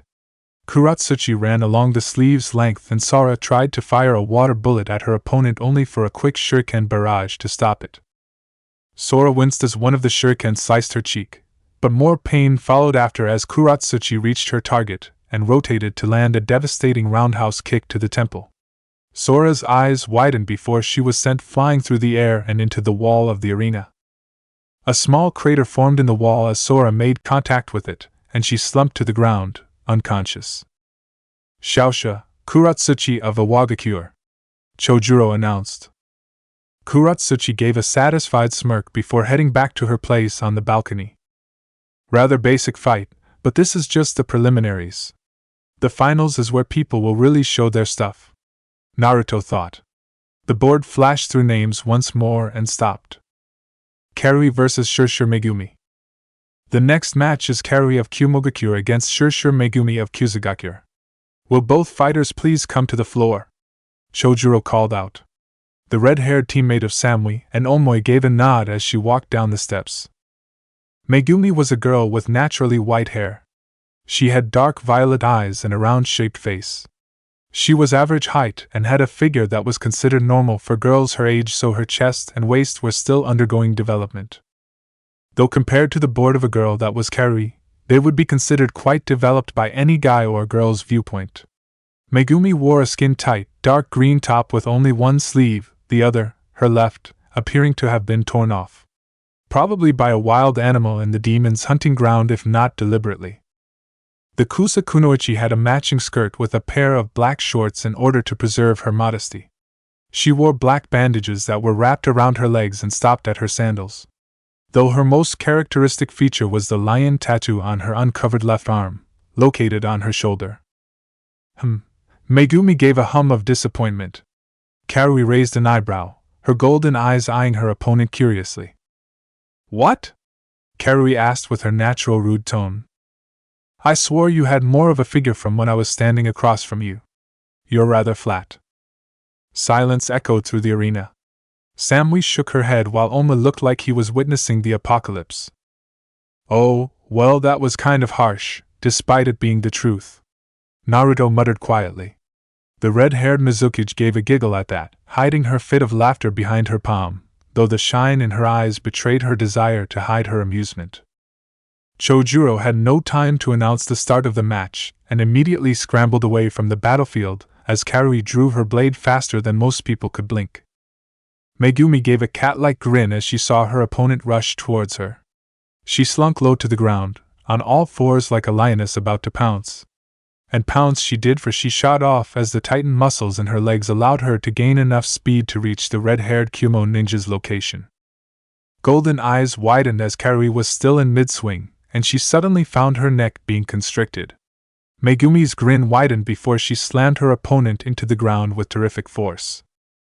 Kiri let out a gasp of pain as the ground cracked slightly from the impact. Megumi then dragged Kiri along the ground before flinging her skyward.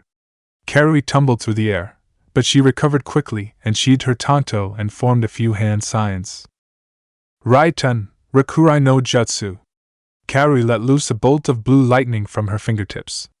Megumi quickly backflipped out of the way, moving with grace as she continuously avoided the storm of electricity. Though as soon as Kiri touched the ground, the Kusa Kunoichi channeled chakra into her feet and sped towards Kiri. The red-haired Kunoichi tracked her white-haired adversary and raised her arm, blocking the tiger claw strike to her chest. Such strength! Kiri thought as she was sent skidding backwards.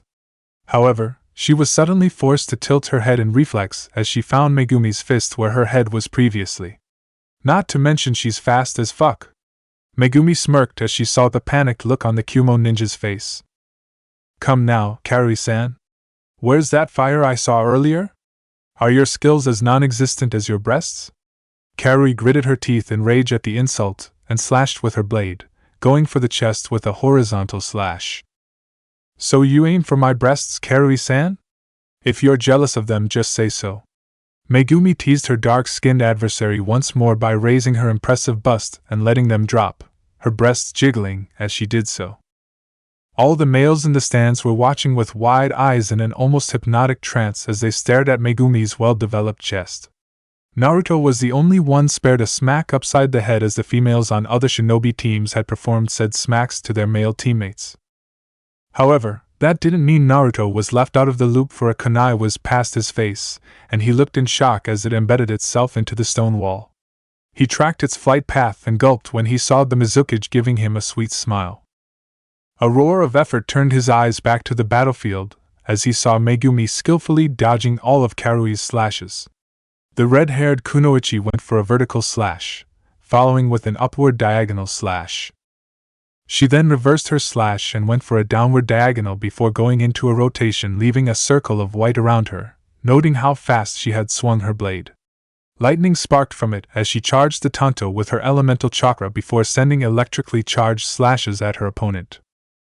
Kiri brought upwards in a vertical slash and Megumi watched in awe as a strand of her hair was cut off, the blade of Kari's tanto having lengthened slightly when she tilted her head to the side to avoid the blade when it came into close proximity with her head. Kiri then went in for a punch, but Megumi blocked it before directing her opponent downwards and slamming her knee into the darker girl's stomach, knocking the wind out her lungs. She then punched Kiri in the face and followed with a palm strike to the trachea to silence her scream of pain. A straight kick to the chest sent the Kumo Kunoichi flying, but Kiri had managed to right herself in midair and skidded backwards on her feet before taking off at high speeds. Megumi drew a kunai from her weapon's pouch and threw it as she tracked her opponent, but orange sparks and the kunai falling marked its deflection. Megumi's eyes widened as she felt movement to her left and jumped back, but she gave a cry of pain as Kiri tore a rather long line along Megumi's stomach. Blood pooled slowly from the wound. It wasn't deep, but it hurt like hell, especially with the lightning running through it. She stumbled forward as another slash formed on her back. This one was diagonal and stretched from her left shoulder blade to her right hip. She was then kicked in the back and sent tumbling to the floor. Kiri smirked as she landed on the ground, her crimson-stained tanto shining from the electric current that flowed through it. "How's that for a flat-chested girl, bitch?" Kiri said with a smug look on her face. Megumi grunted as she clutched her bleeding wound and glared at Kiri. She had to quickly go on the evasive as she dodged the numerous slashes from her opponent. Using every single acrobatic trick in the book, Megumi avoided the attacks from all sides and went into a backhand spring when Kiri aimed a circle slash at her. Kiri had then went with the momentum and lashed out with a kick only for Megumi to duck under it, but Kiri went into an unexpected handstand and went forward as she slammed her foot down on Megumi's skull, sending her to the ground before bringing down the other foot. She then kicked Megumi in the face before leaping with a lightning-charged blade as her opponent now lay face up. "Die!" she cried out, however her golden eyes widened when she felt a great deal of force impact with her stomach. "Kiri!" the normally quiet Samui yelled out to her teammate along with Oma. Naruto watched in awe as he saw what Megumi just did. The girl, while seemingly helpless on the ground, pulled off a recovery taijutsu marvel that he believed Lee and Guy could pull off. The Kusa Kunoichi had channeled chakra into her damaged stomach muscles so as to strengthen them and dull the pain from the slash wounds so as to rapidly pull herself into a sort of sit-up position, but the momentum had carried her much further and she used it to twist around, bending her arm and using it as a balance, as she allowed the twisting movement to carry her legs upward and was now in a crouch before leaning backwards to spin and position her body so that she was able to push herself into a handstand and her legs bent before being shot upwards, both her feet crashing into Kiri's stomach. Her tanto flew through the air as it was freed from her grip and clattered on the ground just as Kiri shot up into the air. Megumi leaped after her opponent and performed a great amount of uppercuts as they went even higher above the small arena's floor. The Kusa ninja then grabbed her opponent and twisted her around so that her back was now facing her, and the two suddenly became parallel to one another as they hovered for a short moment. Megumi then smirked as she began her finishing combo. Her left leg lashed out in a brutal kick and nailed Kiri in the ribs, the bones creaking from the force, and using that force, she reversed her rotation so as to spin and get above her opponent and land a deadly punch to the face. The two neared the ground quickly and Megumi spun around and her legs straightened as she and Kiri were now only a few inches above the ground. "No way, that's..." Naruto's blue eyes widened. Sure, Renden," Megumi roared as she brought her leg down with devastating force. A mouthful of blood escaped her lips as the internal damage was caused from the finishing kick.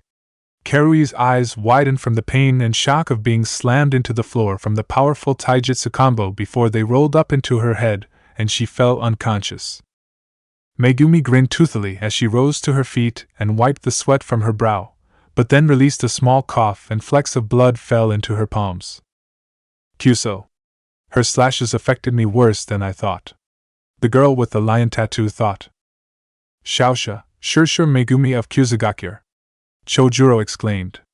As the medical team for the exams came onto the arena floor to put the unconscious Kiri onto a stretcher, one of the medical shinobi quickly performed a quick healing jutsu on the Kusa Kunoichi and her slashed wounds healed within a minute. "Thank you, medic-san." The Kiri medical shinobi nodded his head before helping his fellow medic and taking Kiri off the field. Megumi then began to walk up the stairs to the balcony area. She then went towards her team when she was heading past Naruto. Sure, San," Naruto called out. The white-haired girl raised an eyebrow at the blonde Jinchuriki. Hmm? She grunted in response. That taijutsu combo, the Shushu Rindan, where did you learn that? Naruto asked. It can't be, how does she know the team's move? He thought to himself. Megumi's violet eyes narrowed at him before responding. Why? The move was very powerful, and I saw it before in the last Chunin exams in Konoha. Though the shinobi who performed it were from Konoha as well. You wish to know if I copied it or something? Well, let me tell you something, Mr. Konoha Shinobi. She flicked his Konoha Hittite, and the small ding from the impact made him wince. The shinobi of the Shushu clan are required to learn the taijutsu form native to it.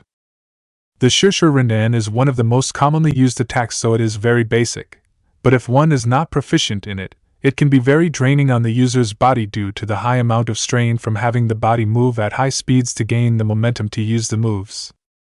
Whatever shinobi used that move is not from the Shushu clan and is probably using a bastardized version or was looking for a cool name to label whatever attack they were using. Megumi then turned around, her hair waving wildly as she stomped away from Naruto. Curse that Sharingan. Sasuke must have copied it from a Shushu clan member then from during the time in the Forest of Death, and I was angry that I thought he came up with that all by himself. Naruto growled in his mind. Oma vs. Taku.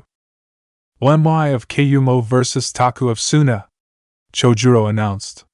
Both competitors prepare yourselves. The two shinobi in question answered the call, and walked towards the damaged arena floor. Taku was a young boy of average height. He had messy brown hair and wore his Suna Hiatate around his forehead. His eyes were a cyan color, and he wore a dark brown pair of pants, a pair of black sandals and a loose tan shirt that was built mainly to protect from Suna's harsh environment of extreme desert heat. The white headdress was worn atop his head and covered up his hair, leaving only a few strands visible. A large scroll was attached to his back. Kyuso, why am I fighting already? I don't want to fight so soon, but if I don't, Samui will have my head. But what if she decides to punish me and instead report me to B-sensei? Or worse, what if she reports me directly to Raikage-sama for not performing well in the exams? What if I lost my shinobi license? What if... He was so wrapped up in his worrying thoughts that the white-haired boy hadn't even heard Chojuro say the match could begin. Only instinct was able to save his body from being hit as the Suna shinobi unfurled his scroll and a puppet burst forth in a plume of smoke and sent flying at the dark-skinned boy. The white-haired Kumo Genin leaped backwards and shook his head as he finally cleared his head. Huh! Oi, he didn't say we could start yet, Oma said with a frown. Everyone in the stand's sweat dropped along with Taku. Actually, he did. Oma blinked at Taku in confusion. Really? A nod of confirmation was his reply. Great, now that I was spacing out, Samui-san is mad at me. And if she's mad at me, then that means she's going to call me uncool, and if she calls me uncool, I may not be able to become a Chunin. What coolness is a requirement for Chunin? What if I don't even make it to Chunin? What if Raikage-sama and B-sensei try to beat me for not doing well? The sweat drops grew bigger on everyone's heads as they watched the boy roll comically on the ground and began to have a mental breakdown. Samui pinched the bridge of her nose and muttered to herself, "Omoi, panicking is so not cool." Taku merely stared, his eyes twitching at how odd his opponent was. Is he going to be okay? Because if he isn't, then should you call the match due to him having mental issues? The winner is only decided when I call it, and I can only call it if the opponent surrenders, dies, or is incapacitated, and Omo-san is... I really don't know what to call that as. Chojuro answered as he watched Omoi suddenly begin muttering in the corner of the arena, a dark cloud of shame hanging over his head. Well, if that's the case. Taku manipulated the chakra strings attached to his puppet and sent it towards the cornered Omoi, who was still muttering to himself. And what if I die? What if I'm not remembered in Kumo because I died such an ungrateful death? What if, Omo turned and his eyes widened as he ducked under the swipe of the puppet's claws. Omo cursed as he realized the corner didn't provide much movement, and as a result he was hit directly in the side by the puppet's strong arm. Omo was sent careening through the air and skidded along the ground before rolling as he came to a stop. He gritted his teeth in pain, slowly rising and clutching his wounded side. However, despite all that, the lollipop remained in his mouth.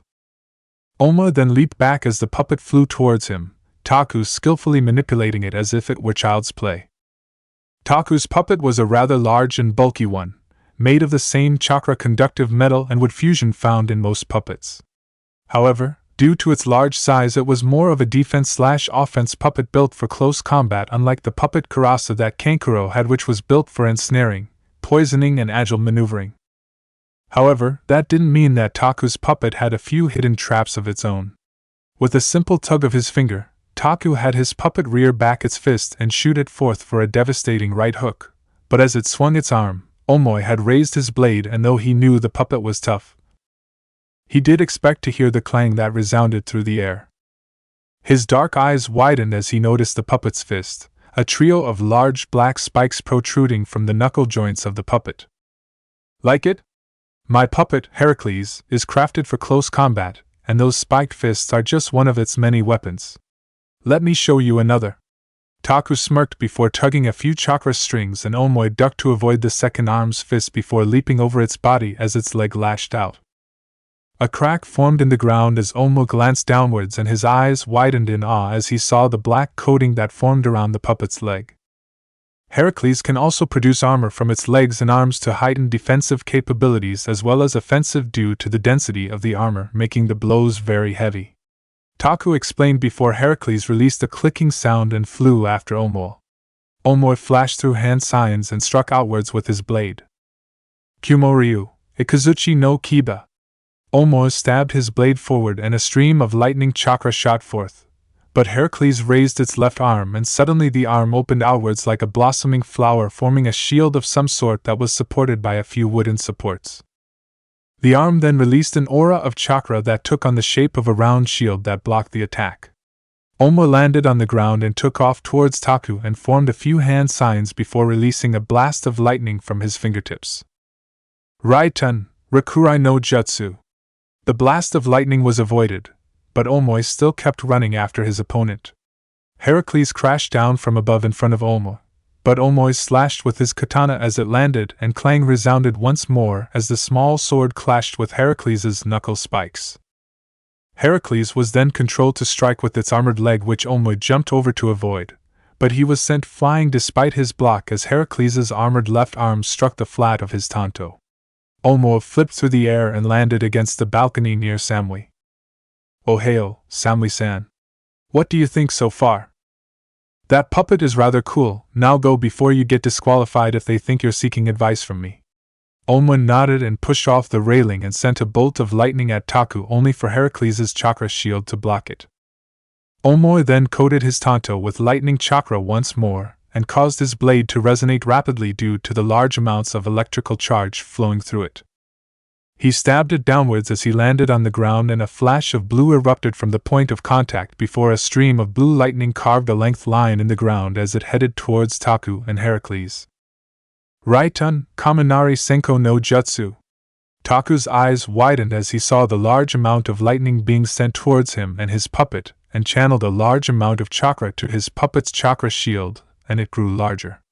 A large flash and bang followed after the impact, and everyone had to rub their eyes to get the spots out of their vision. Taku blinked rapidly, his vision blurred, but he suddenly saw the blurry image of Omoy in front of him. Kyumoryu, Uragiri. Taku flinched as he saw Omoy spin, his tanto poised to strike, but his eyes gained a confused look as he noticed no visible damage on him. There was no slash wound, no cut, no blood, nothing. That is, until he heard a loud clicking sound. Taku's blurred vision regained a bit of clarity, and he saw the chakra strings that were attached to Heracles had been severed, and Omoy now stood with a katana pointed at his throat. The lollipop sucker gave a small smirk. I think that was cool. What do you think, Samui? He called out to his busted teammate. The large-breasted girl gave a nod of approval. Taku stared at the sword, his vision now completely returned to normal. I'm out of chakra and I'm weak without Heracles. I yield. The Sunanin said with his head bowed low. Shaosha, one moi of Kumogakure. Chojuro announced. Taku returned Heracles to its sealing scroll before both he and Omoy returned to their spots on the balcony. That's strange. That Kaminari Senko no Jutsu seemed more like an offensive move, yet there was barely any form of destruction that would come from a right-on jutsu of that magnitude. Naruto's eyes then widened in realization, unless the jutsu was not designed for offense. Kurama spoke to his host. A split second before it touched the chakra shield from that puppet, the chakra had actually accumulated at the front of the lightning stream, and once it made contact, the chakra burst forth like water from a popped water balloon.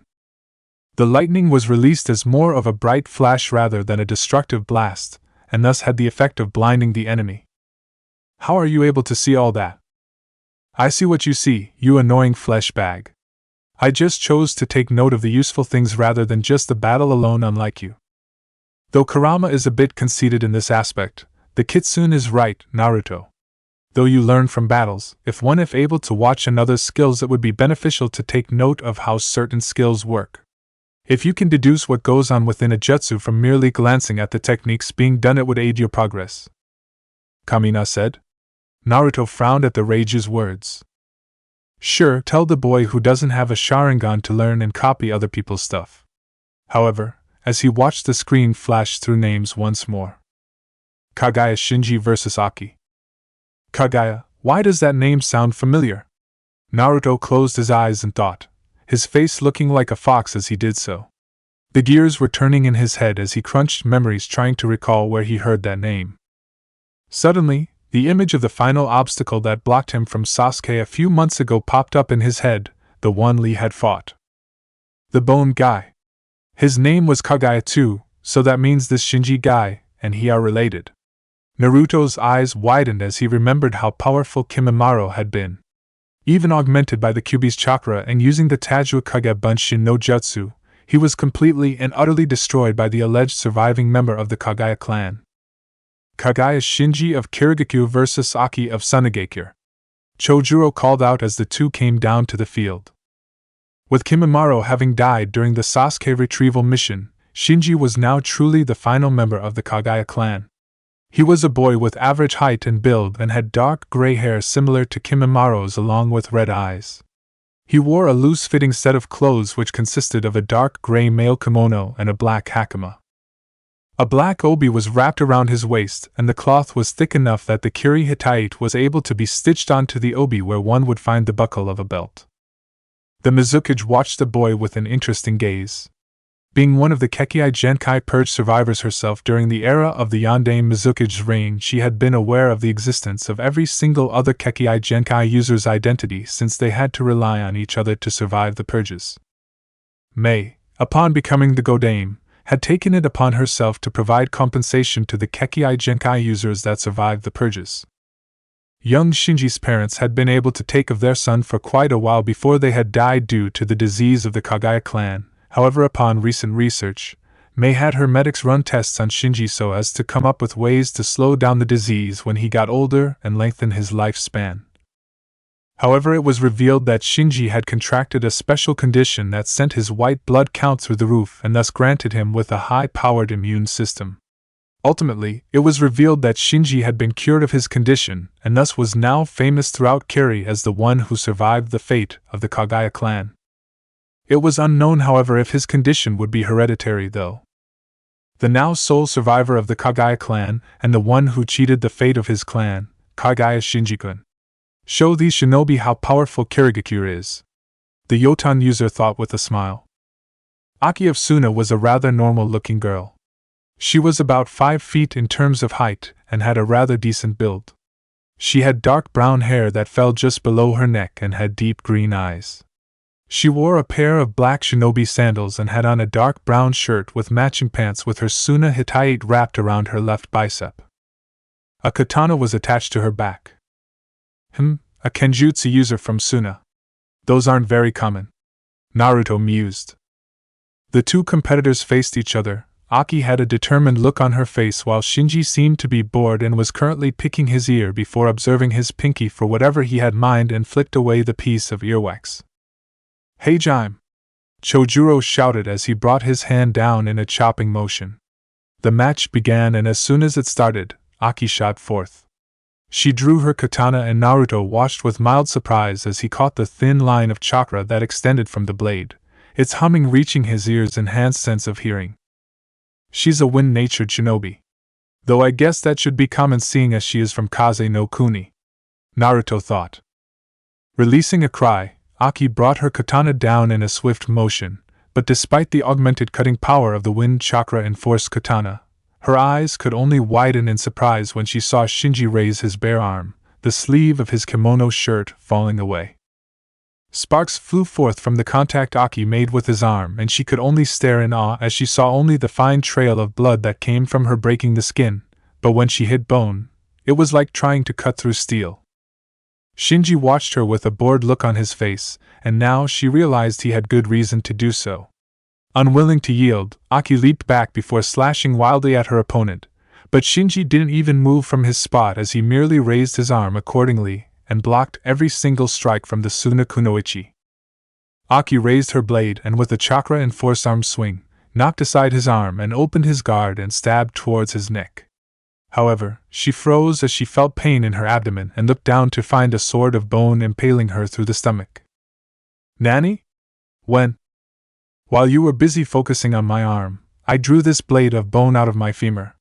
The femur is known as the hardest bone in the body, as hard if not harder than the skull, even though the skull is made of numerous fused bones. When you made your opening, you risked making yourself open as well, and like you, I took advantage of the opening. Shinji spoke with an emotionless tone before retracting his blade from her stomach, and blood pooled around her stomach. She'll die in the next 30 minutes from blood loss if she does not get medical attention. I'd suggest you do so, Shinji said to the Mizukage.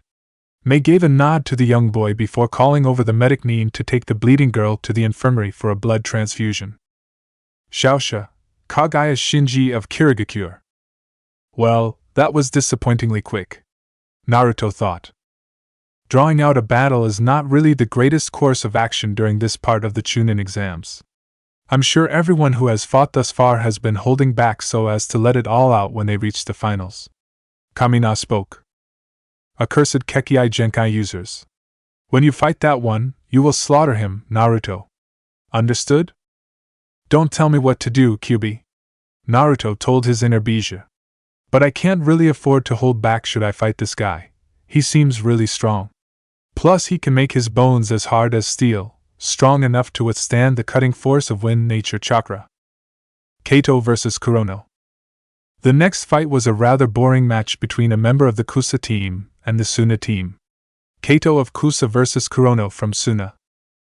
Kaito was a silver-haired boy with black eyes and lean build. He wore a black shirt, black pants and blue shinobi sandals. His Kusa Hyade was worn around his forehead and had bandages wrapped around his forearms. Kaito was revealed to have been a rather basic shinobi using the necessities of a shinobi, and showed surprising skill in utilizing the kawarimi as a means to only gain the ability to get behind his opponent. Kurono of Suna was a boy with dirty blonde-colored hair and brown eyes. He wore a red shirt with black shorts and wore a pair of black shinobi sandals. His Suna Hyade was worn around his neck like a collar. The Suna shinobi was revealed to be a very good chakra sensor, and so was able to counteract all of Kaito's attempts to get behind him. A swift taijutsu match ensued, which ended in Kurono using a swift combination of taijutsu to break through his opponent's guard, kicking him in the chest to leave him wide open before launching a futon de tapa to the body and knocking his opponent out. Shaosha, Kurono of Sunagakure. Urashima Kito vs. Biwako Shin. Urashima Kito of Kirigakure vs. Biwako Shin of Kusagakure, Chojuro announced. Both competitors report to the floor. Kito was a boy who had a build similar to that of Rock Lee. Lean muscles that were slightly bulked due to the intense training. The boy was dressed in a tight dark blue shirt and had loose black pants with a pair of flat shoes similar to what kung fu users wore. Kito had long black hair tied into a ponytail, brown eyes, and the confident smirk on his face showed he was probably very cocky. Biwako Shin was a young boy with dark green eyes and red hair. He had pale skin and was of rather average height and build characteristic of that of a 14-year-old boy. He was dressed in a sleeveless black shirt exposing his arms and wore a pair of black gloves. He wore dark blue shinobi sandals and a pair of white shorts, and had bandages wrapped around the length of his legs and forearms. Hey Jaime! The seven swordsmen member leap away from the battle as soon as it began. Shin raised his arms and suddenly his body flooded with chakra and everyone watched in significant curiosity and awe as the boy's skinny frame suddenly bulked, his muscles becoming more developed and powerful. This is my ability. The Biwako clan in Kusugakure is known for having the ability to channel the chakra in our bodies to augment our strength to higher levels than that of any other shinobi. We use it to increase muscle growth, and this makes our bodies stronger and tougher. The result is what you see. Interesting. Kito spoke as he shifted into a fighting stance. Because of that, I will assume you are a taijutsu user. Not particularly, but it is my most proficient field of combat. He then took off in a burst of speed, leaving a small crack in the ground from the force he took off with. He was suddenly in Kito's face, arm raised high. Let me show you! The fist was brought down with devastating force and a crater and dust cloud formed from the force of the impact. What monstrous power! Chojuro commented. Kusa certainly has a decent set of shinobi this year, Ao said. I concur. Mei nodded. Though, I have read Urashima Kito's file. Though this Biwako Shin seems to be a powerful character, our own is not exactly one to be fought with in the field of taijutsu. Why not, Mizukage-sama? The shark-toothed boy asked. Mei gave the young boy a sweet smile. You'll see soon, Chojuro-kun. The red-haired Kage spoke with a confident tone of voice. Do not doubt the strength of your village's people. The smoke cloud cleared and Shin was smirking with confidence as if he had already won the match, but his eyes widened when he saw his opponent standing below him in a very stable stance, arms raised in an X shape above his head, and was easily holding his own against the force of Shin's punch. Nanny? Seriously, dude, what kind of punch was that? You broke the ground, but didn't even hurt me. This caused Shin's eyes to twitch before he drew back his arm and let loose another punch. Kito twisted her body at the hips and dodged the body to the side. Come on, man, don't lag on me. I feel like you're moving in slow motion. He then ducked and weaved under the straight kick aimed for his head before catching the leg that Shin used for his spin kick. Kito smirked before pulling on his opponent's leg so that he lost his balance and landed hard on the ground. He then swung Shin around and threw him into the wall of the arena, and a small crater formed from the impact. Shin pulled himself from the imprint of his body in the wall before glaring at his opponent. Come at me, you chakra steroid-using sissy! Kito teased the boy. Channeling more chakra into his muscles, Shin's body grew even larger in size and he took off with unbelievable speed, and the Kusa-genin let loose a string of blows that Kito merely dodged with little to no effort. He ducked, weaved, twisted and jumped to avoid every single strike aimed to incapacitate him, now aimed to crush him with devastating force. You know, original steroids are said to shrink your penis. Does chakra do the same to you, or do you not have a penis? I wouldn't want to know, but seeing as you're using your chakra like it was water, I'd say the latter option would be correct. Kito laughed as he obviously struck a nerve with his cocky attitude.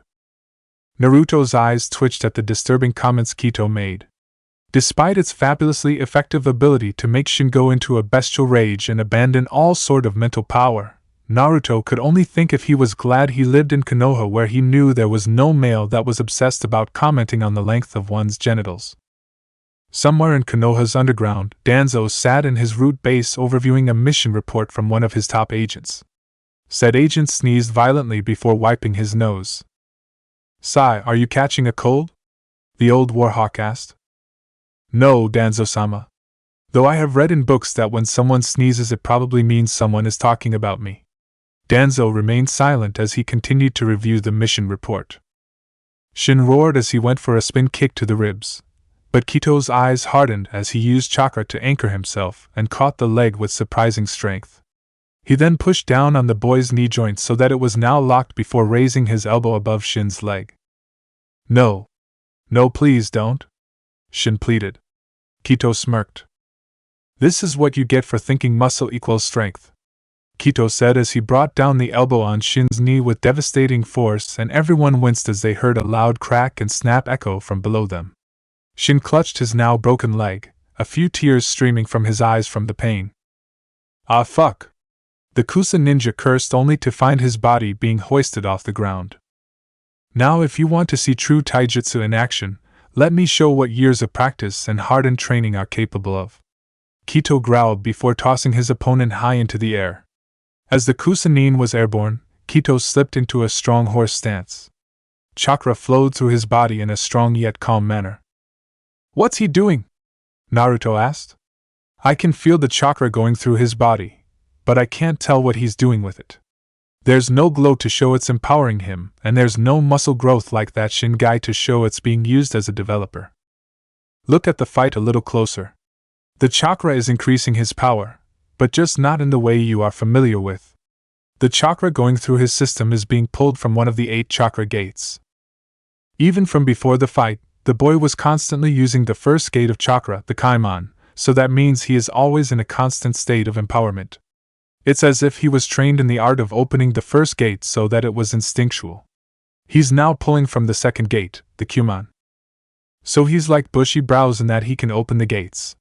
He's that strong? So it appears, Kit. You'd better keep an eye on this one. Kurama advised his Jinchuriki.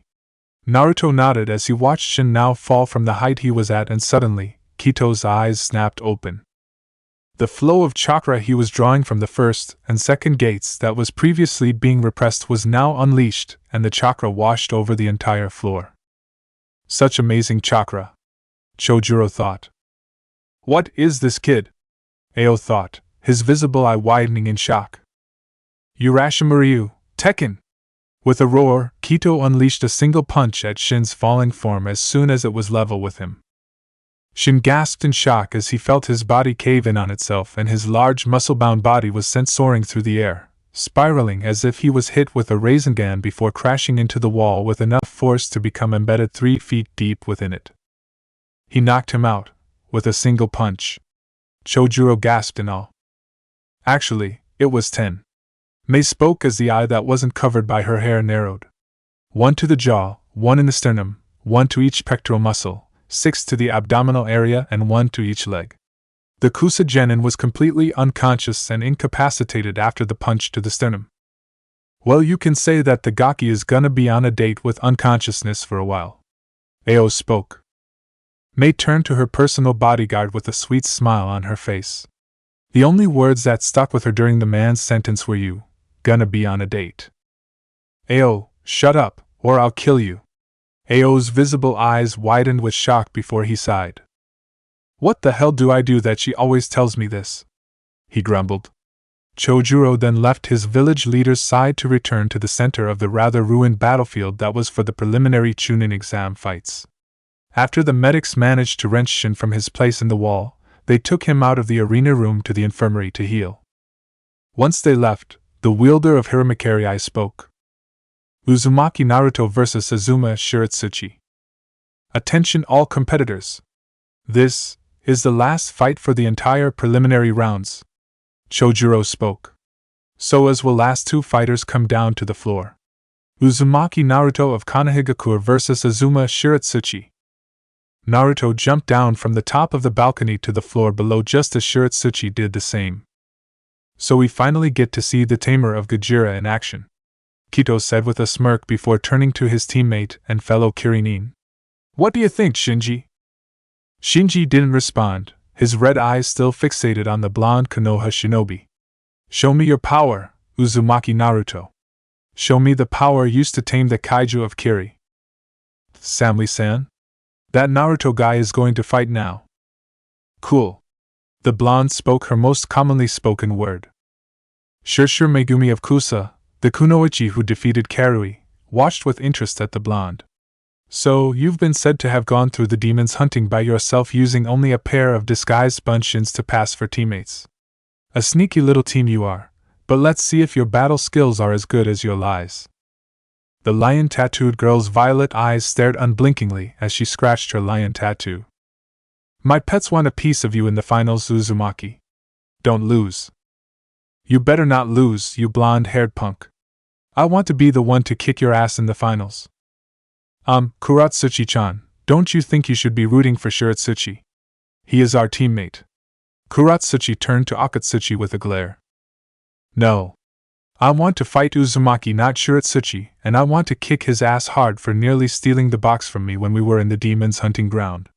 The granddaughter of the Tsukikage growled. The scarf-wearing genin frowned at his teammate. She's really violent these days. Maybe it's that time of month for her, he thought. Meanwhile, on the battlefield, Naruto was observing his opponent's features. Shiratsuchi was a muscular boy with black hair and tan skin. He wore a dark blue, long-sleeved shirt with blue pants that stopped at his ankles and wore dark blue shinobi sandals. The IWA Hittite was wrapped around his forehead, but the most noticeable feature of his physical appearance was that while one of his eyes held a black iris, the other one was a dark green. Though Naruto was quite entranced by the difference in eye colors, his curious look became changed as he began watching his opponent with a quizzical look on his face. Shiratsuchi seemed to be watching him with a rather murderous look on his face, even more murderous than what most people gave him. Oh, why are you looking at me like that? He may not be alive, but you're the closest thing to it. You look like him and you're from Konoha. Kiroi Senko killed my Tuchan in the war and I would never forgive him for what he did. My whole family fell apart because of what the Yondaime Hokage did to IWA, and I will have my revenge. So what you're trying to say is, you're taking out revenge on a dead guy, on a guy who likes the dead guy, but isn't all for the sake of revenge? Naruto asked. Shiratsuchi nodded. You're a baka. He deadpanned, causing everyone in the place to face fault and or sweat drop at the blonde's bluntness. Look, I may look like Yondaime. I am his son after all, and I do have his blood in my veins. But I am not him. I am my own person. Now shut up so I can kick this shit out of your sorry IWA ass. Shiratsuchi growled as he turned to Chojuro. The blue-haired boy watched both of the fighters before nodding and jumped back with a cry of Heijime. Shiratsuchi and Naruto rushed each other. Shiratsuchi struck first, aiming a right hook to the blonde's whiskered face, but Naruto redirected it and immediately went into the kata for one of the two fighting styles he knew, Hiryuken. He lashed out with a strong right fist to the stomach, but Shiratsuchi dodged the blow and spun to aim a roundhouse kick to the ribs, which was countered with Naruto raising his left leg and then redirected the blow so as to strike out with his own kick. The IWA genin was sent skidding backwards as the kick struck him in the chest. Shiratsuchi growled before drawing a kunai, and Naruto did the same since he merely wanted to test his opponent. The two clashed with another as small storms of orange sparks exploded from the point of contact between both kunai. However, Shiratsuchi saw an opening and kicked Naruto in the wrist, sending his kunai flying directly vertical through the air. Taking advantage of the disarmed blonde, Shiratsuchi nailed a strong elbow to the stomach and Naruto was sent skidding backwards before the Awagakure struck against the son of the Yondaime with the earth-encased fist. Doton, Kengan no Jutsu. Shiratsuchi scraped his arm against the ground and performed the basic earth-style jutsu, attracting earth to his arm with chakra and encasing it with said earth. A powerful uppercut struck Naruto in the stomach and sent him tumbling through the air before he crashed harshly against the wall of the arena. However, a hissing sound met Shiratsuchi's ears and his eyes widened as he saw the sizzling exploding tag attached to his earthen arm. Shit! A boom resounded through the air and Naruto smirked as he pulled himself free from his place in the wall. He watched the smoke cloud clear to reveal his opponent was covered in soot and smoke with a small burn on the sleeve of his shirt. Team! Shiratsuchi growled. Naruto didn't speak as his face returned to its original stoic form, and then shot forth in a burst of speed and jumped slightly, raising his arm upwards so that his elbow was facing his opponent's face. Shiratsuchi raised his arm to block it, but the elbow struck downwards with terrific force and caused the arm to waver. Naruto struck forth with the same elbow strike and this time it broke through the feeble defense before Naruto spun on his heels and crashed his elbow into his opponent's stomach. He then pivoted his arm and the back of his fist slammed into the IWA nin's face. Shiratsuchi stumbled backwards and flashed through hand signs and slammed them on the ground. Doton, Dori Yuden no Jutsu! A large earthen dragon roared as it burst forth from the ground and opened its jaws to engulf Naruto. Being of earth-natured chakra, Naruto knew lightning would do the trick, so he drew upon the powers of his Raijuu arc as he drew the sword on his back. Lightning coursed through the blade and rotated his blade, a small twister of lightning forming as the trails of electrical charge were left behind the spinning kodachi. Naruto then stopped his spinning and stabbed the blade forth, nailing the dragon between the eyes. Uzumaki Ryu, Kaminari Shigekiha. A pulse of lightning erupted from the center of the small lightning twister and traveled along the length of Naruto's sword and into the lightning dragon, causing the chakra to become neutralized and causing it to crumble to the ground. However, Naruto's eyes widened when he saw his opponent was now in his face, and when he tried to move, his feet were anchored to the ground. Looking down, he found 2 cylinders of stone where his feet were. Naruto then sheathed his sword as he held his hands in a ram sign. Shirotsuchi went in to punch Naruto, but his eyes widened as he punched Naruto and was met with a flash of blue in his face. Bunshin Daibakuha.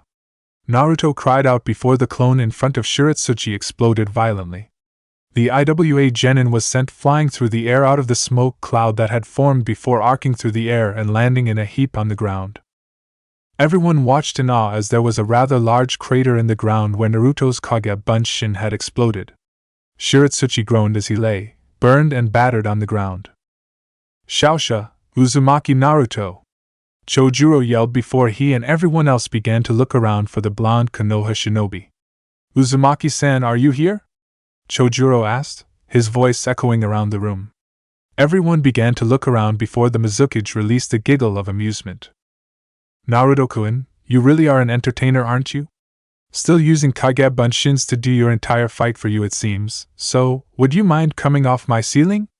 Everyone's eyes widened to see Naruto had been sitting in a meditative position on the ceiling, upside down, and eyes closed.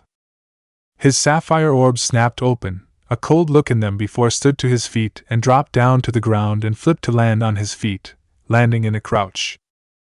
Not that I am doubting your abilities, Mizukage-sama, but when and how? Ever since the beginning of these preliminaries. You really think I didn't know the one that entered the room with your so-called teammates was also a Kage Bunshin?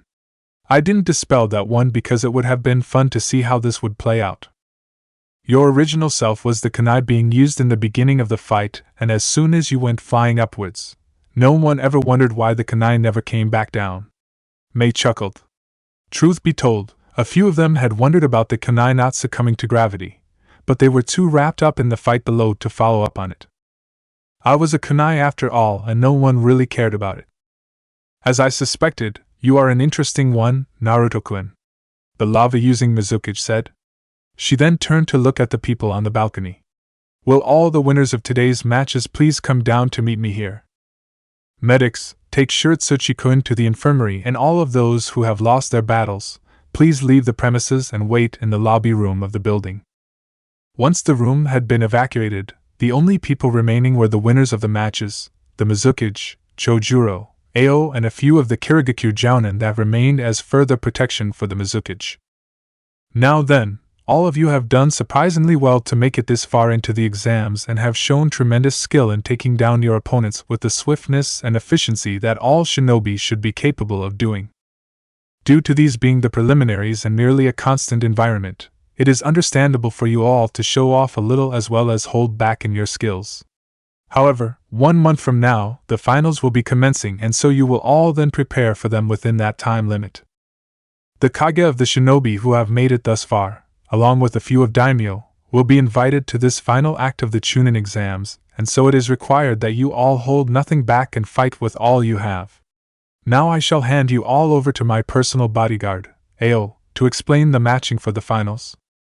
The ANBU and Kirigakure intelligence head nodded as he stepped forward. Arigato, Mizukage-sama. Now then, all of you here are going to the finals, so the matches will obviously be in a tournament style. One-on-one battles, the winner moves on to fight once more while the loser is immediately disqualified from participating any further within the exams. This is an ironclad rule, so if any of you all wish to break it, well, consider yourselves killed for not following the laws of Kirigakure no Sato. Your matchups will be selected based on random selection, so there is no biases in who will be fighting whom. Ao then took out a few pieces of square-cut paper and handed each one to the genin before him. Channel a bit of chakra into those pieces of paper, and they will change into a random color. the ones with matching colors will be the ones to fight each other. The genin nodded and did as they were told and looked at the results of the chakra paper as they changed from white to a different color. Samui red. Oma blue. Megumi green. Kuratsuchi blue. Kito red. Shinji yellow. Kurono yellow. Naruto green. Now that you all have your respective colors, the appropriate matchup sheet has been made, so here it is. Ao said as one of the jounin next to him handed him a sheet of paper. He turned it to show the genin and they learned in the letter. The matchup had been divided into 2 sections with 2 colors being in each section, or blocks. Samui vs Urashima Kito, red block. Kagaya Shinji vs Kurono, yellow block. Shirshir Megumi vs Uzumaki Naruto, green block. Kuratsuchi vs Oma, blue block. Now the map has been divided into 2 sections. In the first section, you will have the members of the red block and yellow block fighting their respective opponents. The winners of these respective block fights will then fight each other, and the winner of those semi-final battles will move on to the finals of the tournament. The same principle applies to the green block and blue block. The winners of the green and blue blocks will fight each other, and then the winner of that semi-final battle will move on to fight the winner from the red and yellow blocks semi-final match. Are we clear? Ao asked. Hi, was the unanimous answer. Excellent. Now get out of here, you annoying gakis. You have 1 month of preparation ahead of you and we need to organize the invitations for the kages and daimyo. The one-eyed ANBU bodyguard of the Mizukage barked. The genin all filed out of the building and each of them had their own respective thoughts. So I fight the one who is a taijutsu master, it seems. Cool. Samui thought. I will crush all in my path and hopefully I will see you in the finals, Uzumaki Naruto. So my first fight is with the one who was able to tame the kaiju of Kirigakure's deadly training ground 666. Went through the entire exams with only a pair of Kage Bunshins and his own wits at his side and is apparently a pretty strong Konoha shinobi in his own right. This might be fun. Megumi thought as she glanced at Naruto. Naruto had no thoughts on the matches other than that he knew he was not holding back. Kamina, I need to work on a few of the Raijuu arc moves. Got time to spare? I have nowhere to go and nothing to do. I'll whip you into shape. Naruto grinned mentally at the Raijuu. Great. Oikubi wants to help me wipe the floor with that Kage guy. He seems pretty strong. Wasting my power on such a human would be an insult to me. Though, take as much power as you need, the more you take, the weaker the seal gets. There was a period of silence before Naruto shrugged. I'll take it as a yes. The 9 Tails growled at the nonchalance of his Jinchuriki before going to sleep. Okay. All I gotta do is beat this Omoi kid and I can get to kick the crap out of Uzumaki if he wins his fight. If he doesn't, then I'll take my anger at not being able to fight the dumb blonde out on that white-haired Kusa bitch. Either way seemed a win-win to Kuratsuchi in her eyes. But what if a war starts in the middle of the Chunin exams when another nation betrays the trust of the other? That happened in Konoha when Suna and Odo teamed up on them 6 months. Wait, what if Konoha and Suna, being allies again, turned on Kiri and then Kumo and they started the 4th Ninja World War when Konoha decided to team up and attack Kiri and IWA. Omo was the epitome of calmness, it would seem. The shinobi finalists then left the area without a word, being escorted to the front of the building that lay in the center of the demon's hunting ground. A number of Kiri and BU came out of the mist and shadows. We are here to escort you back to the village to prepare for your training 1 month from now. Follow us. The ANBU turned and let the genin follow behind them, however they all paused when they saw Naruto looking down at the murky waters of Training Ground 666. Uzumaki Naruto-san, is something wrong? The ANBU asked. Naruto stood back up and put 2 fingers in his mouth before releasing a high-pitched whistle that echoed through the air. No, everything's fine. Naruto spoke as the water in front of him burst upwards in a large tower. A loud roar echoed through the air as Gajira emerged from the water and then growled in a friendly manner as it bowed down to Naruto. The Kiri ANBU were in shock at seeing their beast appear from the water. They were fresh batch sent to replace the ones from earlier and take over their shifts, and though they had heard of Uzumaki Naruto of Konoha taming the kaiju of Kiri, It was an unbelievable thought, and now that they were all witnessing it for themselves, they were very likely to have pissed themselves. Come on, Gajira, Aerosenen's probably waiting for me. Naruto hopped atop the large fire-breathing reptile's head and Gajira released a growl of compliance before swimming swiftly through the waters.